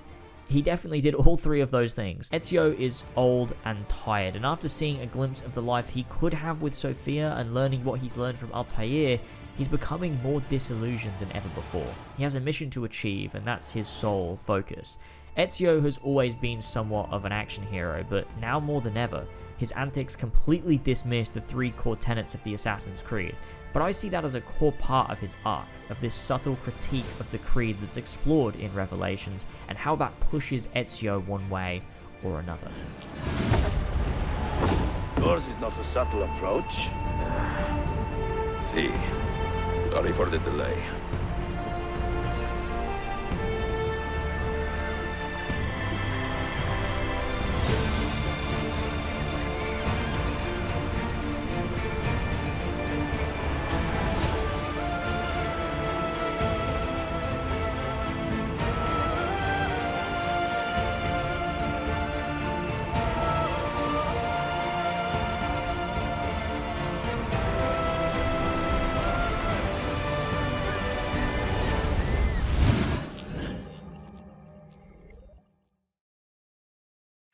After being ejected from Ezio's memories, we're back on Animus Island. I took this as an opportunity to dive into Desmond's journey, a set of 5 memories centered around Desmond's history. These missions are somewhat controversial, mainly because they don't adhere to the core and familiar Assassin's Creed gameplay. They're first-person puzzle platformers. Now, I love these segments.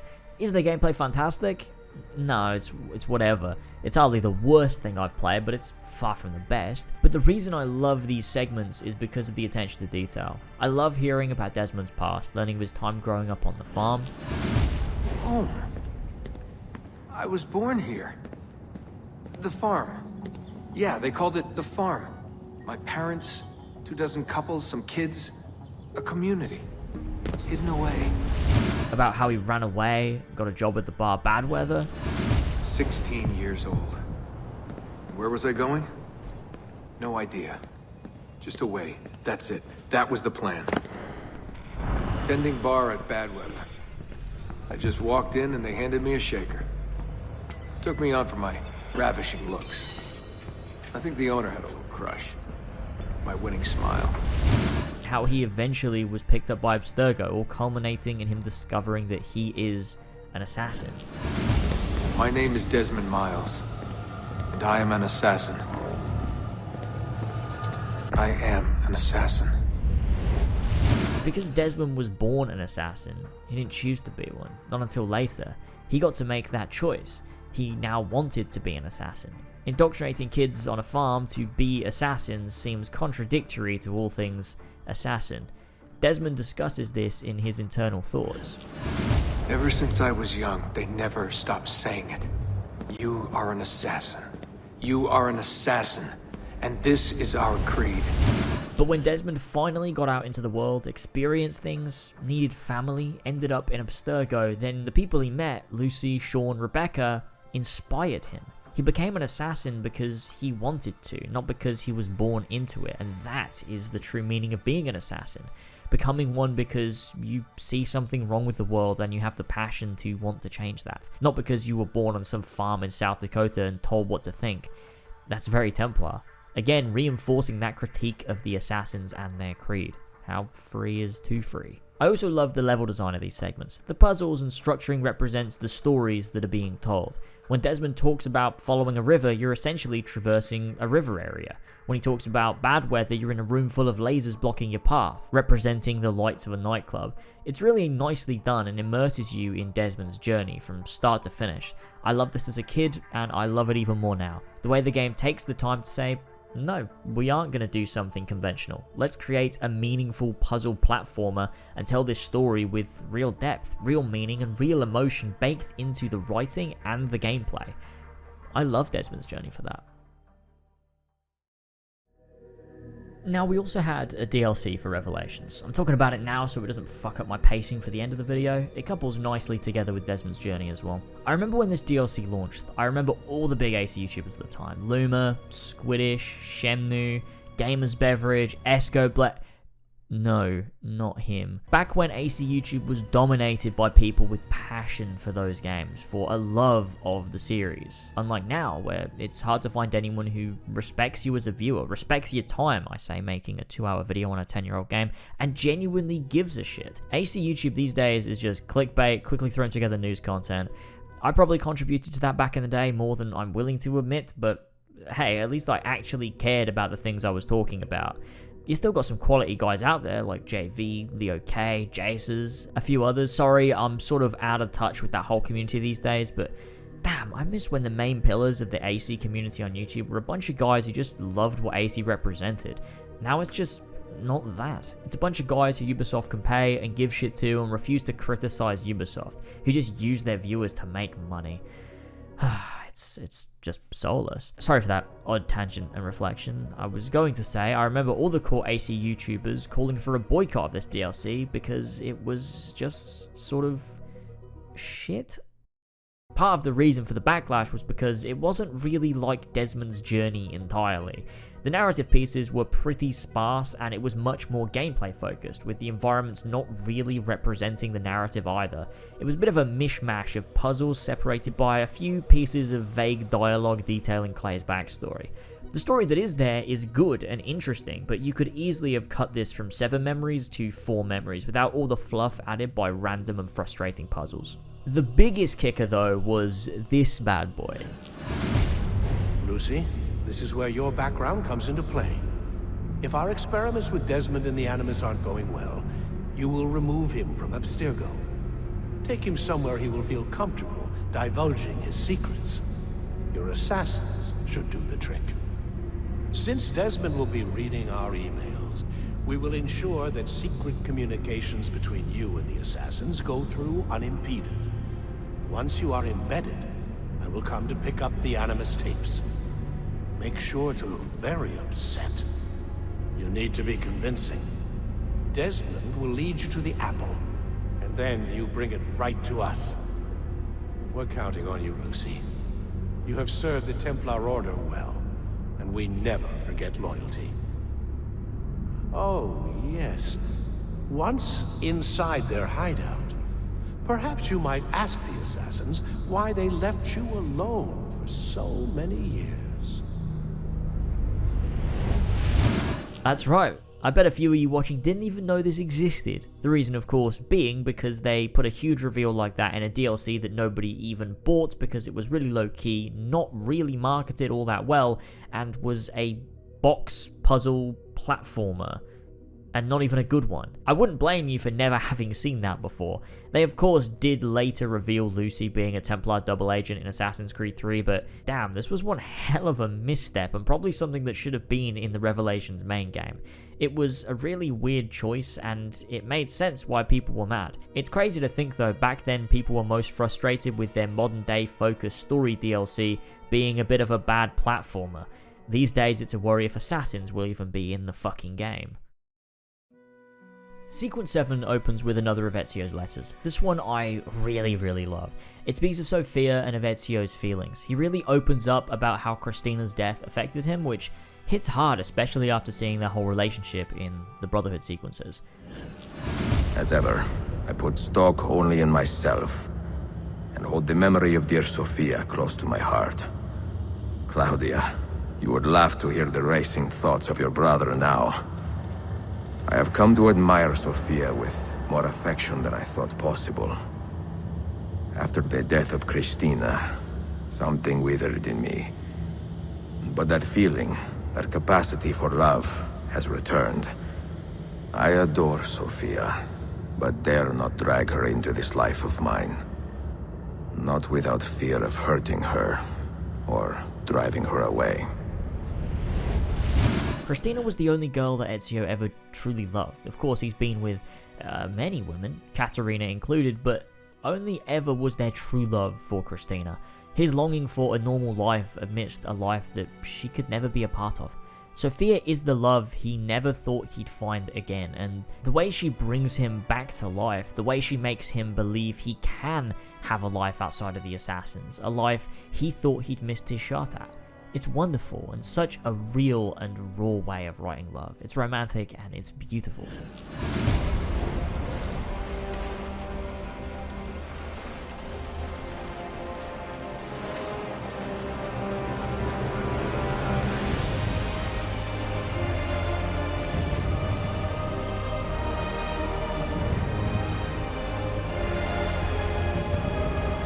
No evidence of an army here. No signs of Tariq's men. Cappadocia itself is an interesting place. I like that the game takes us out of the main city to an interesting side location. Honestly, the fact Revelations has Cappadocia, the whole of Masyaf village, and the main city is pretty wild considering it was made in such a short time. The place itself is like, fine. It's nice that we get to visit it and it works for the story, but I can't say I love spending time here. That said, I do love Ezio's cloak. It's really nice, and I've always loved the very bottom of it, where it's all torn and shit. It just looks really nice. I don't know why. That's so weird that I even specifically think that. I really do like it. We find one of Tariq's spies and follow her around for a bit. She gets kidnapped, we free her, and it's all a little bit filler. Things get interesting when we have to go take out Shakulu. I like the setup of the guards around this area. Climbing and assassinating them feels really satisfying. It's just a really well structured little segment. Also, those light shafts. We stab our boy Shakulu, however, he's still alive. I honestly have no clue who this guy is and why he can take so many stabs. Maybe he's just on an insane amount of painkillers. Once you take him down, Ezio concocts a plan of action to destroy the gunpowder, drawing out Manuel to grab the last key. He instructs the spies to make sure everyone gets out safely, which is of course a priority, but he also acts incredibly recklessly here once again. Very little care for the people who could get trapped inside, again playing into this idea of him leaving the Creed behind. Breaking into the fort and fighting through, Ezio sets off the bomb and we go to catch up with Manuel. We are the true shepherds of Constantinopolis. We are the lords of this land. We are Byzantines. Orion, stand fast. Do not let anyone break it. Stop that man! Shut him down! I really love this assassination, mainly because of the quality dialogue, especially this section. We fight to restore peace to this troubled land. Templars are always quick to talk of peace, but very slow to concede power. Because power begets peace, Flaka. It cannot happen in reverse. These people would drown without a fair hand to lift them up and keep them in line. There he is. The monster I came to kill. just showing the fact that behind the facade of wanting peace and a better future for the people, there's a lust for power from this man, a lust that Ezio has come to know very well after facing many of the Templar Grand Masters. I also really love the entire conversion here, the way he speaks to Ezio. The Templars in Revelations are so much closer to that of Assassin's Creed 1, morally grey with understandable goals. Ultimately they're the bad guys, but you can't help but stop and listen to what they have to say. I like when the Templar ideology rivals the Assassins rather than just being plain evil. I should have been Constantine's successor. He had so many plans. Your dream dies with you, Manuel. Your empire is gone. Ah, but I am not the only one with this vision, assassin. The dream of our order is universal. Ottoman, Byzantine. These are only labels. Costumes and facades. Beneath these trappings, all Templars are part of the same family. Enough prattling. I am here for the Masyav key. Then take it. Take it. And seek your fortune. See if you get within 100 leagues of that library before one of us finishes you off.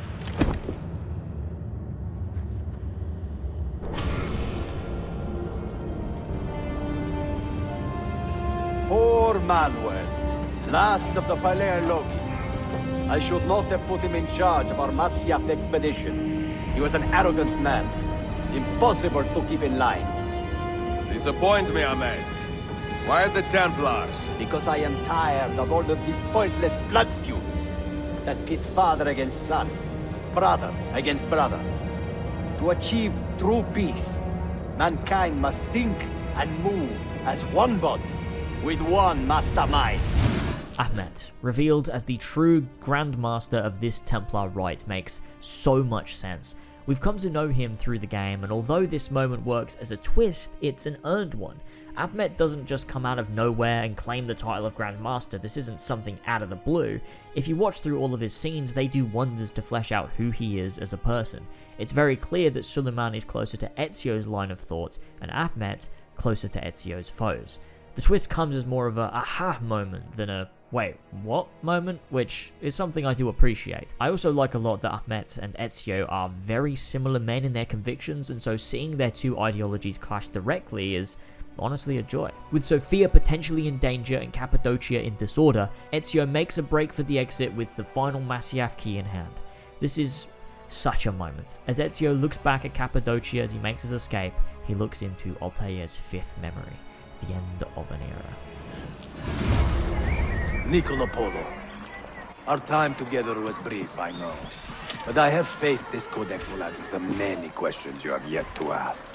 Altair, this gift is invaluable. Grazie. So, where will you go next?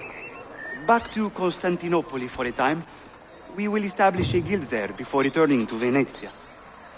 Your son Marco will be eager to hear his father's wild stories. He is a little young for such tales, but one day soon, see? Father, a vanguard of Mongols has broken through. The village is overrun. Niccolo, your cargo and provisions are waiting for you by the village gates. We will escort you there. Thank you. Ready the catapults and watch for my signal. This memory is absolutely fantastic. Besides the way the apple works, honestly it should have just worked like Brotherhood, just minus losing health to show Altair has mastery over it. The assassins flying in from the sky just doesn't do it for me. Of course, this memory brings everything somewhat full circle. Altair sends the keys with the polos as well as his codex, the same codex that was collected by Ezio in Assassin's Creed 2. But the highlight is of course Altair's speech, the final breaking point for Ezio, seeing the message left by the mentor Altair. The end of an era.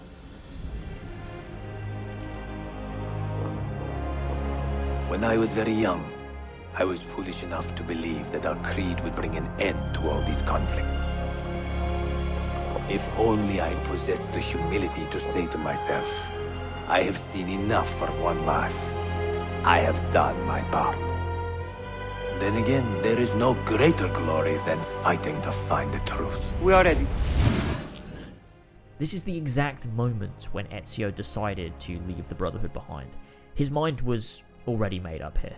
With Sophia in danger and Altair's message received loud and clear, Ezio knew it was time to hang up his robes for good. And yeah, I spend a lot of time bagging on the newer Assassin's Creed games, but one of my all-time favourite things is something that Darby wrote into Valhalla, adding to Ezio's arc, making everything make sense, rounding things off in a fantastic way. I did have one extended hallucination a few days ago. It was Ezio. He was older, around the time he left Cappadocia. He was standing on the deck of a ship, alone. And through him, I could feel an intense regret or guilt. And it felt to me like he'd had a loss of faith in himself, in the creed, like he couldn't keep it up, couldn't stay true to his ideals. And as I watched him, I thought, is this the moment he decided he was done being an assassin? It felt like it. This is a perfect completion of Ezio's arc. His mind is made up, and that perfectly sets the stage for Sequence 8.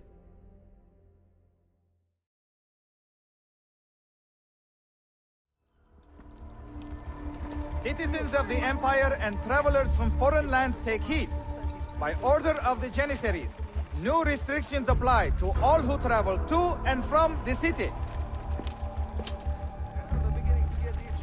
Note that a reward of 10,000 akçe will be given without question to anyone who brings in information that leads to the immediate arrest of the suikastçı, Ezio Auditore. Back in the city, the correct thing to do is head straight to Sophia's shop to check if she's okay. Of course, you could go off and finish up side stuff, but that's sociopathic. Arriving at the Polo trading post, there are guards' bodies everywhere. Walking into the back, who do we find but our boy, Yusuf.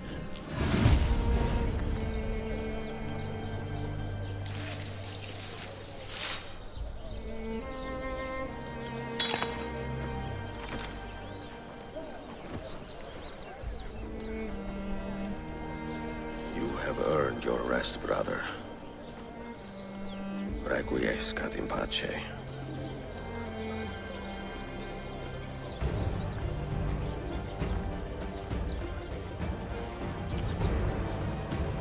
Brothers, sisters, the whole city rises against us, while Yusuf's murderer waits and watches from the arsenal, laughing.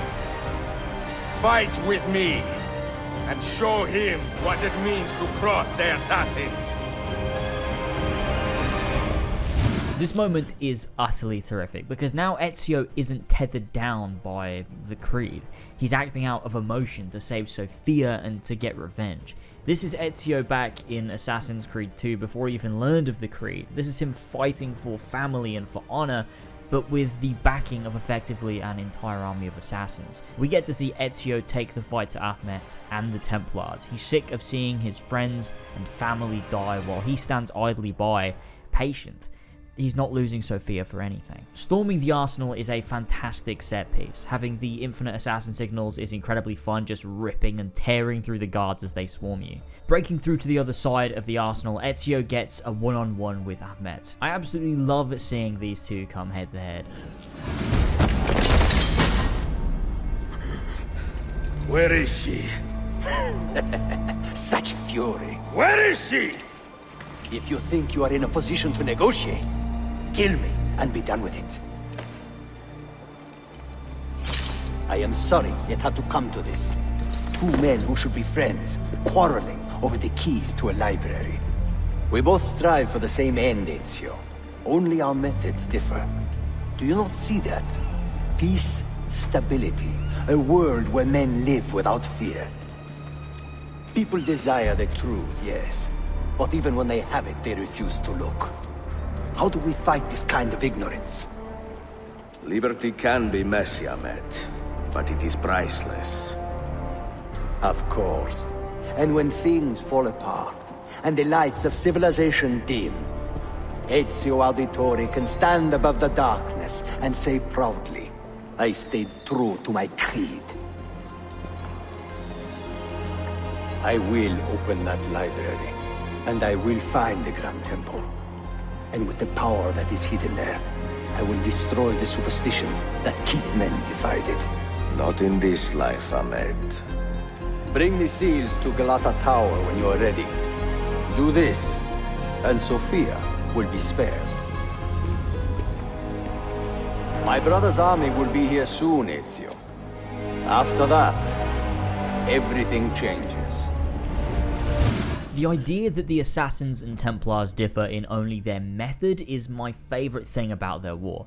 I love seeing the two come head to head and just speak, philosophize, and openly discuss their differences. And when it's done by someone who gets it as well as Darby does, it's so interesting to see explored. The idea that Ezio is sticking to his creed out of some twisted sense of code he refuses to break rather than genuinely following the correct path is something Ahmed suggests. Ezio doesn't respond. Maybe because he's already decided to leave that life behind, or maybe because Ahmed's claim didn't merit a response. But either way, the pause from them both in that moment is very poignant. Better than this, however, is the section that follows, when Suleiman appears, overhearing everything. I adore this moment, and in particular, one of the lines. How long have you been here? Long enough. I had Ahmed killed as soon as he returned. But I never expected to hear all this. And what do you think? He is a sincere man. But this Templar fantasy of his is dangerous. It flies in the face of reality.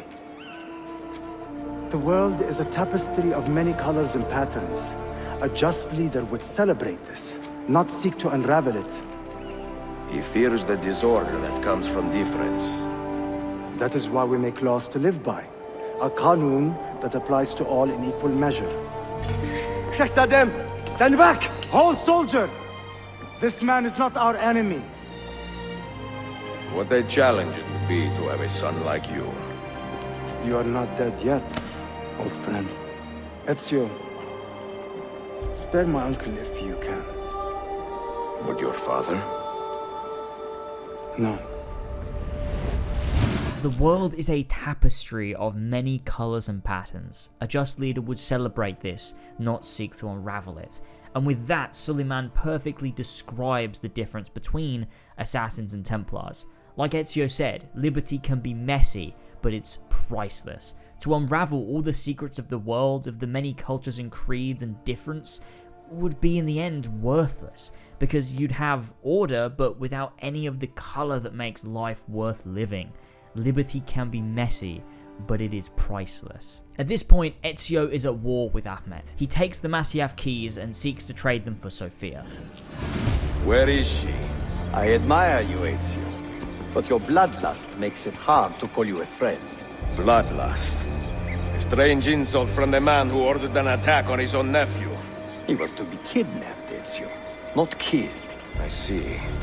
Kidnapped by the Byzantines, so that his uncle could rescue him and be heralded a hero. More or less. Now, the keys. First, the girl. Upon reaching the top of the tower, what do you know? It's not her. We've been swindled by the Templars. I honestly don't even know why Ahmed did this. To spite Ezio? To keep him distracted? Honestly, it seems entirely unnecessary and a bit overly malicious for no real reason, I won't lie. Saving Sophia and hopping on a carriage, it's time to chase down Ahmed and gather back the keys to end this quest once and for all. The carriage section is a nice change of pace, although it is very similar to what we get at the very start of the game. It does drag on a tad too long as well, but I like exploring this area outside of the main city. AC2 and Brotherhood had plenty of countryside, but for the most part in Revelations, we've been confined to Constantinople, so it's pretty great to actually go and see the surrounding country areas. I like that Sophia is confident here as well and holds her own. She's out of her depth and confused, but she holds herself steady, and without her, Ezio would have been done for. It solidifies them as the perfect pairing. Finally, catching up with Ahmed, Ezio lands a perfect leap to tackle him, sending them both flying through the air and off the edge of a cliff beside them. In the air, it's opportunity to land a few punches, disorienting him, giving Ezio enough time to activate his parachute courtesy of Leonardo, and landing them both safely on the ground. And with that, the keys are back in assassin hands. So what now, Ezio? How does this end? I am wondering that myself.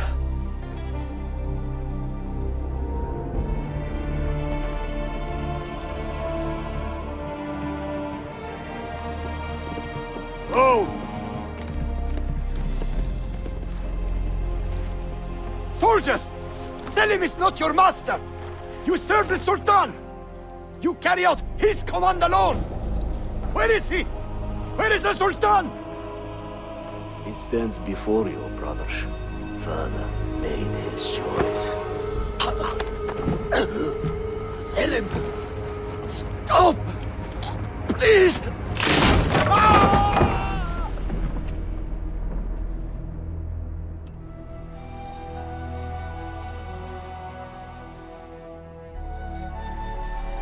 So, you are the assassin.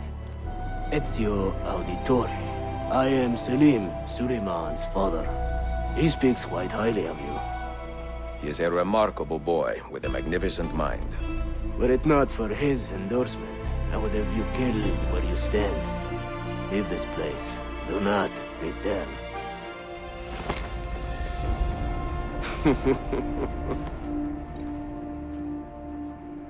You did the right thing, Ezio. This is not your fight. But where does one end and the next begin?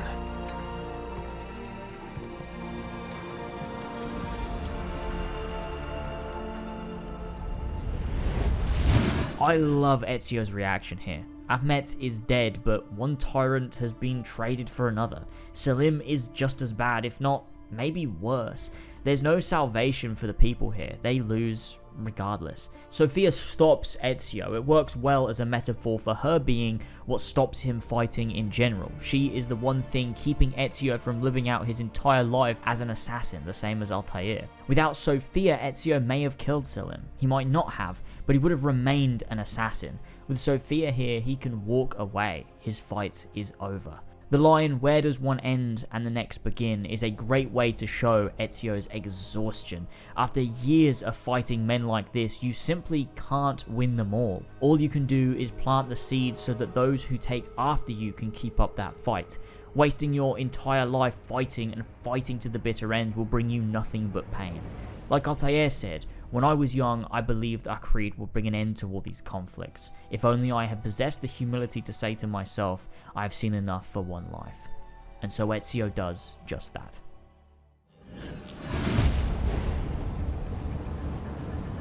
Here it comes! What is that? What's going on? This is the end, Desmond. Scheduled for deletion.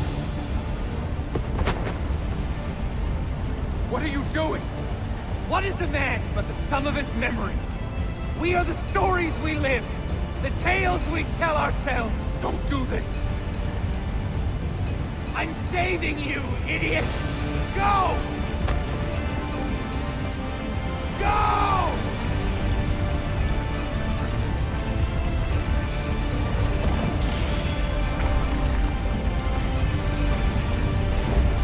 I know it's been years and years, but this scene, man, it still gets me. Not only is it a great way to send out 16, it also says so much without saying much at all. And I still think there were intentional plans here. Maybe ones that never came to direct fruition, or maybe they did in Valhalla. I mean, 16 grabs him. You see a transfer of blue energy and he says, "What is a man but the sum of his memories? We are the stories we live, the tales we tell ourselves." Followed by, "I'm saving you." Now let's pretend it's 2011 again. Does save mean literally saving him? Like saving him? Like data? I mean, there was always the idea that Desmond was in the grey, which could have been possible due to 16, potentially the blue energy transfer, and 16 saving him allows him, when touching Minerva's eye in the Grand Temple, to upload himself into the grey. Maybe that was down to 16. That's how he is where he is in Valhalla. I mean, there has to be something, right? When Desmond wakes up at the end, his arm is glowing blue, so it transferred from the Animus to the real world. It wasn't just a digital thing. Maybe it's to do with the bleeding effect? Look, no matter what it was, I think Valhalla's ending and this scene in Revelations are connected in some way. Or I want them to be, because it pays off my investment. Anyway. Ezio's final letter to Claudia is one with a joyful tone. It's relaxed, it's calm, and it sets the stage somewhat for Sequence 9.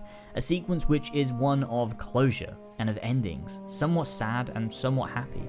Bittersweet, if you will. I write these lines with a steady hand and a light heart.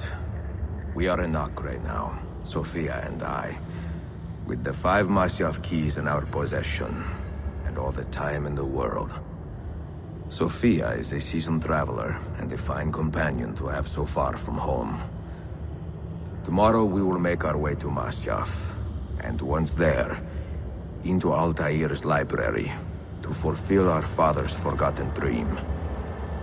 Forgive the shortness of this letter, dear sister, for it is late, and we are tired. Perhaps, with luck, the next words you hear from me will be in person. Con affetto, Ezio.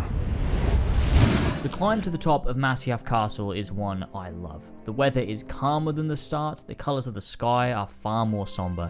Ezio explains to Sophia the meaning of the Assassin's Creed. Also, they established here that the Order began thousands of years ago, meaning Origins is a horrible retcon.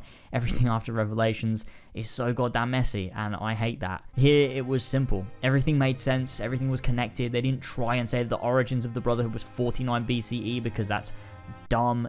They just let it be a mysterious 1,000-year-old order, but I'm getting distracted. I love this whole philosophical discussion. Ezio's true understanding of the Assassin's Creed.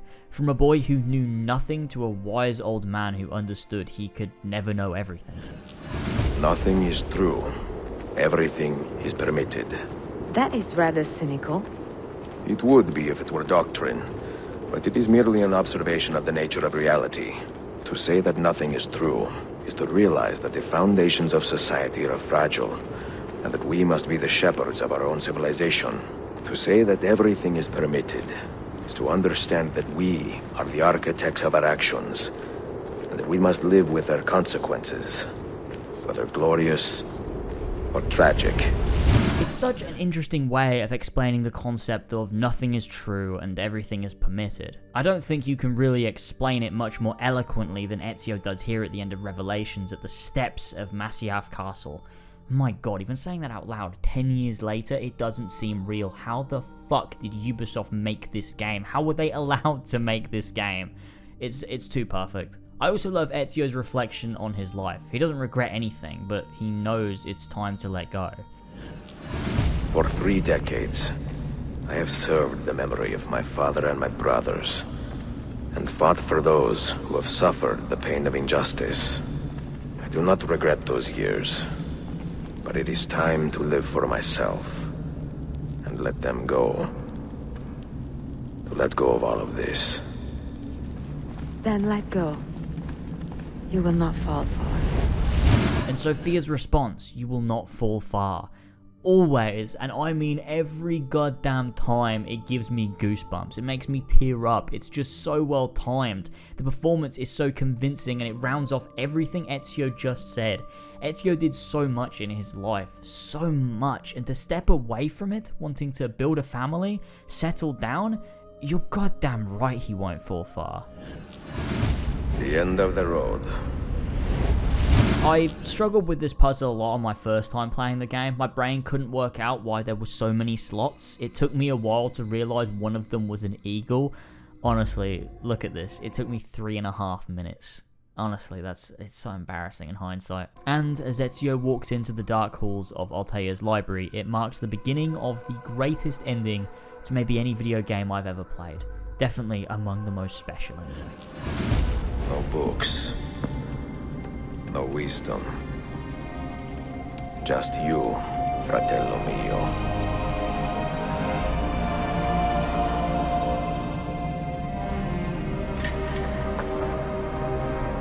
Requiescat in pace, Altair.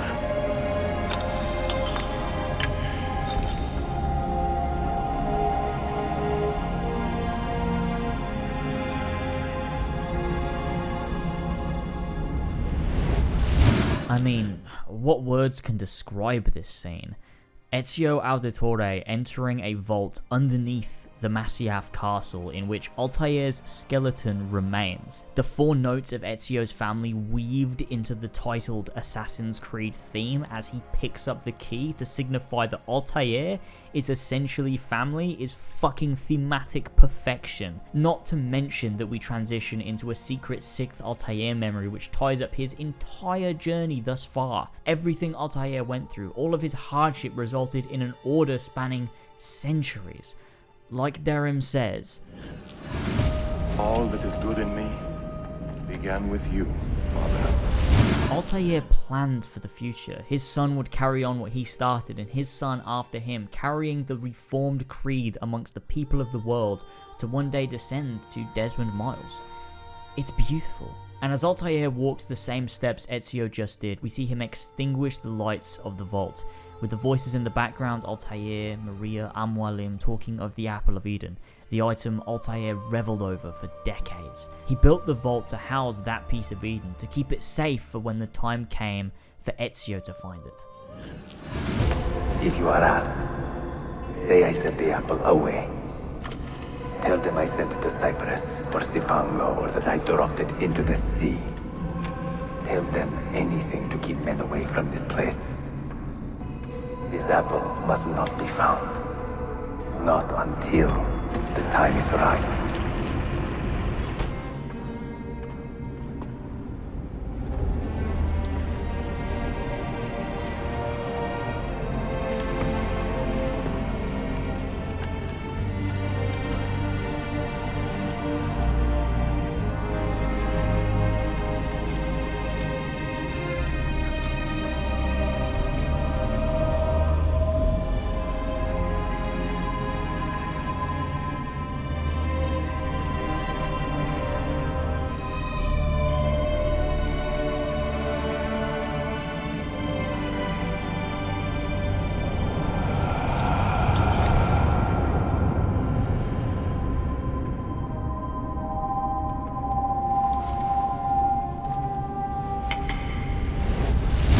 Camera pans around Altair to reveal Ezio, 2 of the greatest assassins of all time in the same room, and for a moment connected directly, separated only by centuries, but able to somewhat communicate across time with memories and messages.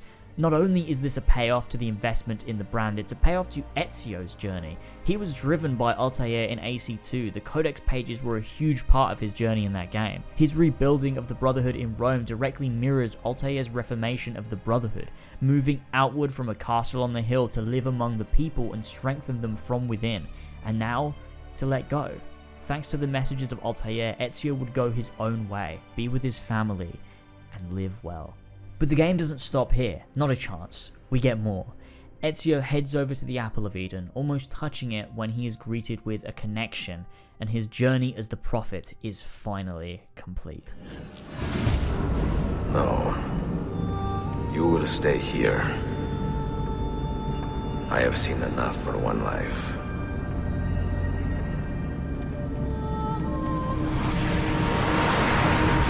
Desmond? He's talking to me? I heard your name once before, Desmond. A long time ago. And now it lingers in my mind, like an image from an old dream. I do not know where you are, or by what means you can hear me. But I know you are listening.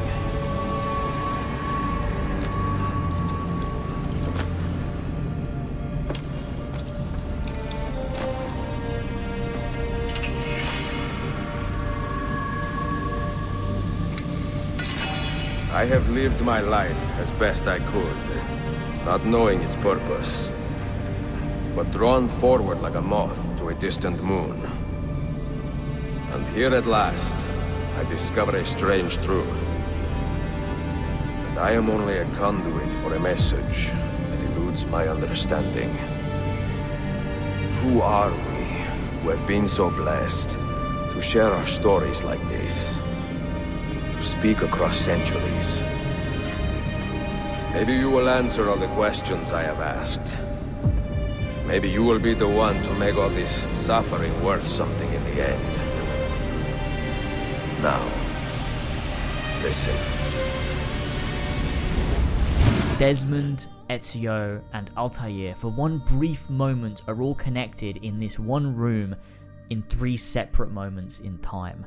I know a lot of you are probably in the same boat as me, played Assassin's Creed since day 1 in 2007, fell in love with Altair and then again with Ezio, all while interested in where Desmond would go. But I know some of you maybe aren't. Some of you, although I'm sure you love this scene too, maybe don't get just how special this was for someone like me in 2011. I love Altair, and I love AC1. I love Desmond's story, and I fell in love with Ezio as a character. This ending here paid off my 4-year investment in this franchise, and no matter how bad it got, or how fucked things will continue to be, this moment exists as a shining example of Assassin's Creed at its best. Odyssey can try to rip off this scene by having Cassandra literally show up with absolutely none of the nuance or character growth, because fuck, this scene is perfect. Of course Odyssey wishes it could be Revelations. Seeing Altair, a character I loved, grow into this wise mentor of the Order, someone every following assassin would look up to, was just mind-blowing to me.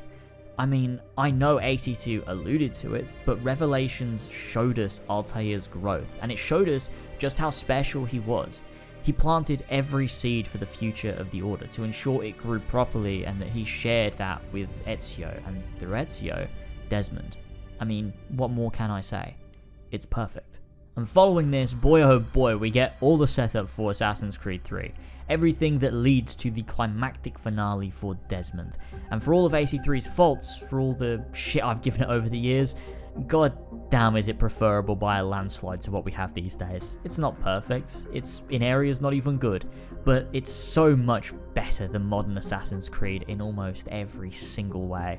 And that's the only time you'll catch me praising AC3, alright, so don't get used to it. This entire section gives us insights into how the Isu works. I mean, sorry, the ones who came before. That's way better. We didn't know they were called Isu back then, and I wish we still didn't. Jupiter explains all about the end of the world, these 6 methods of salvation and the Grand Temple, the central repository for all their knowledge and effort, and the place that would help Desmond save the world from the second coming of the catastrophe. Honestly, seeing how it all ended for them is still really cool, and honestly, this depiction of the first Civ is so much better than anything we got later on. I hate how they're shown off in Valhalla or Odyssey, it's just so weird. Sure, I know it's all like this dream thing that mixes Greek or Viking simulations with the memories of the Isu, so it's all like this wavy combination, but like, why? Revelations didn't need to show the Isu as being themed on the Ottoman Empire or whatever. AC3 didn't need to make out like the Isu were themed on the fucking Age of Enlightenment or whatever. I just don't see why it's necessary. Let the Isu be the fucking Isu. Their actual history and mythology is cool. I don't need this Norse overlay bullshit. It's just nowhere near as interesting as true Isu history. But with that, everything was ready. The stage was set for AC3 and for Desmond's destiny to be realized.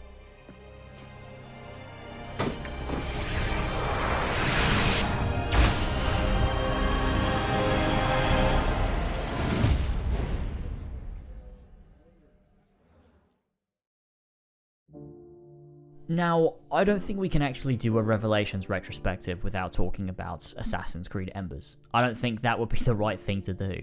Embers was a short film that released alongside Revelations, written by Darby McDevitt, closing the book on Ezio's life for good. The art style is lovely, the music choices are impeccable, and the story itself is such a lovely closing chapter to Ezio's life. One that I believe should have set up a future game. I mean, if AC3 followed Shao Yun, then AC3 would have been as directly connected to Altair, Ezio, and Desmond as the games prior were.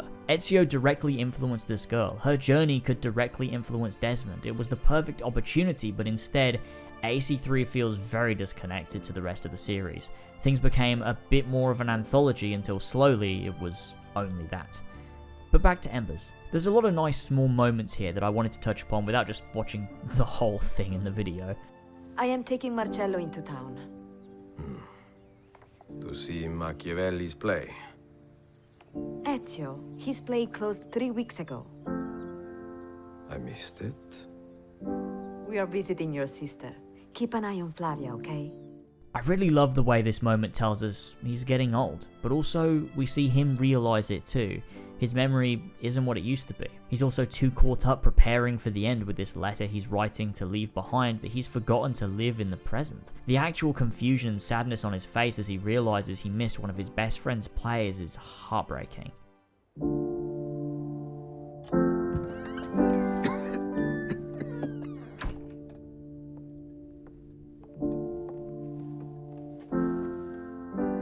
Are you okay? I cannot seem to leave my past behind me.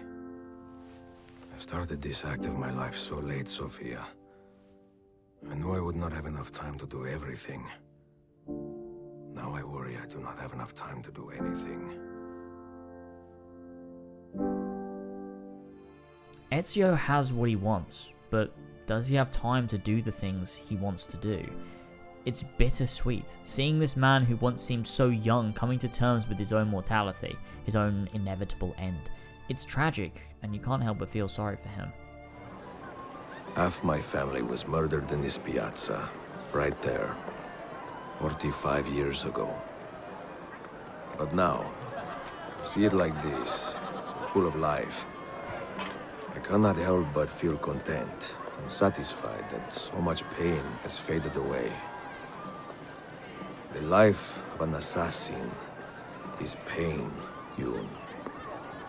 You suffer it, you inflict it, you watch it happen, with the hope that you can help it disappear in time. A terrible irony, yeah. But there you go. Ezio again reflects on the life of an assassin, on what it is to be part of the Brotherhood, with maybe more contentment than he did at the end of Revelations. He's still learning even at 65. Ezio understands this life so well, and to see him teach Xiao Yun the fundamentals of what this life will be is moving. The idea that he once felt nothing but a lust for revenge, which transformed into a contentment that the world around him is happy. There's joy. This place that held pain for him 45 years ago no longer does. His father would be proud. The life of an assassin is to use pain to fight injustice so that in time both fade and only peace and joy remains, even if only for a fleeting moment. When I fought the Borgia, revenge drove me forward. And my first impulse was to aim for the head. In time, however, I learned that those who inspire fear have more devoted followers than those who preach love. Killing Rodrigo and Cesare would have accomplished nothing without some equal measure of fraternity. So I spent many years teaching men and women to think and act for themselves. First in Roma, then Constantinople. Love binds our order together. Love of people, of cultures, of the world. Fight to preserve that which inspires hope, and you will win back your people. It will take a long time. A long time. If you do it right, see, get some rest. This ties into the point before, Ezio passing on knowledge from what he's learned. Just hearing him talk about what it means to be an assassin, he really honestly believes all this. In AC2 he began as a kid out for revenge, but he slowly became this wise old man who believes in fighting against injustice. Even when he tried to push Xiao away, he couldn't. It means too much to him, fighting for what is right, fighting for freedom. Just imagine Xiao was the protagonist of AC3. Not only would it be an infinitely better setting, imagine getting to experience Xiao putting the teachings of Ezio to use, building a brotherhood and growing stronger on her own too. It could have been such a wonderful game that sadly we'll never get to see because women don't sell.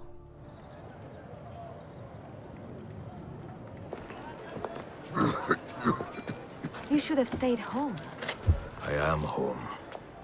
I don't have much to say about this one, just that I started crying here and didn't stop until the movie ended, and I felt nothing but pain. Of course, this wouldn't be a Revelations retrospective without the obvious. Let's just roll it.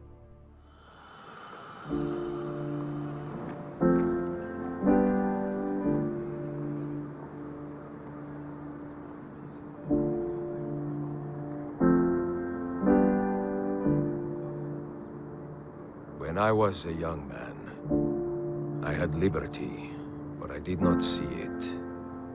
I had time, but I did not know it. And I had love, but I did not feel it.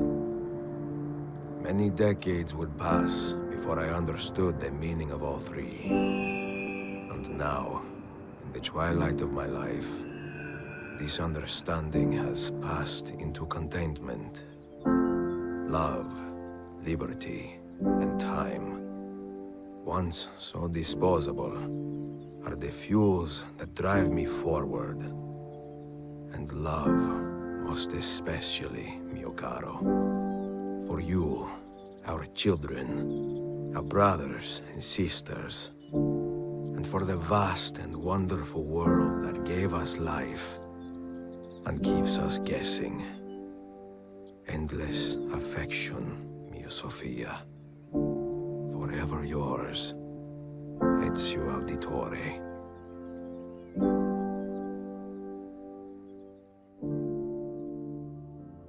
And there wasn't a dry eye left in the house. Embers is a perfect epilogue to Revelations. It concludes our story with Ezio. It introduces Xiao Yun. It has so much to say about the world, about love, about freedom, about life. It's subtle, it's amazingly put together, and it's simply beautiful.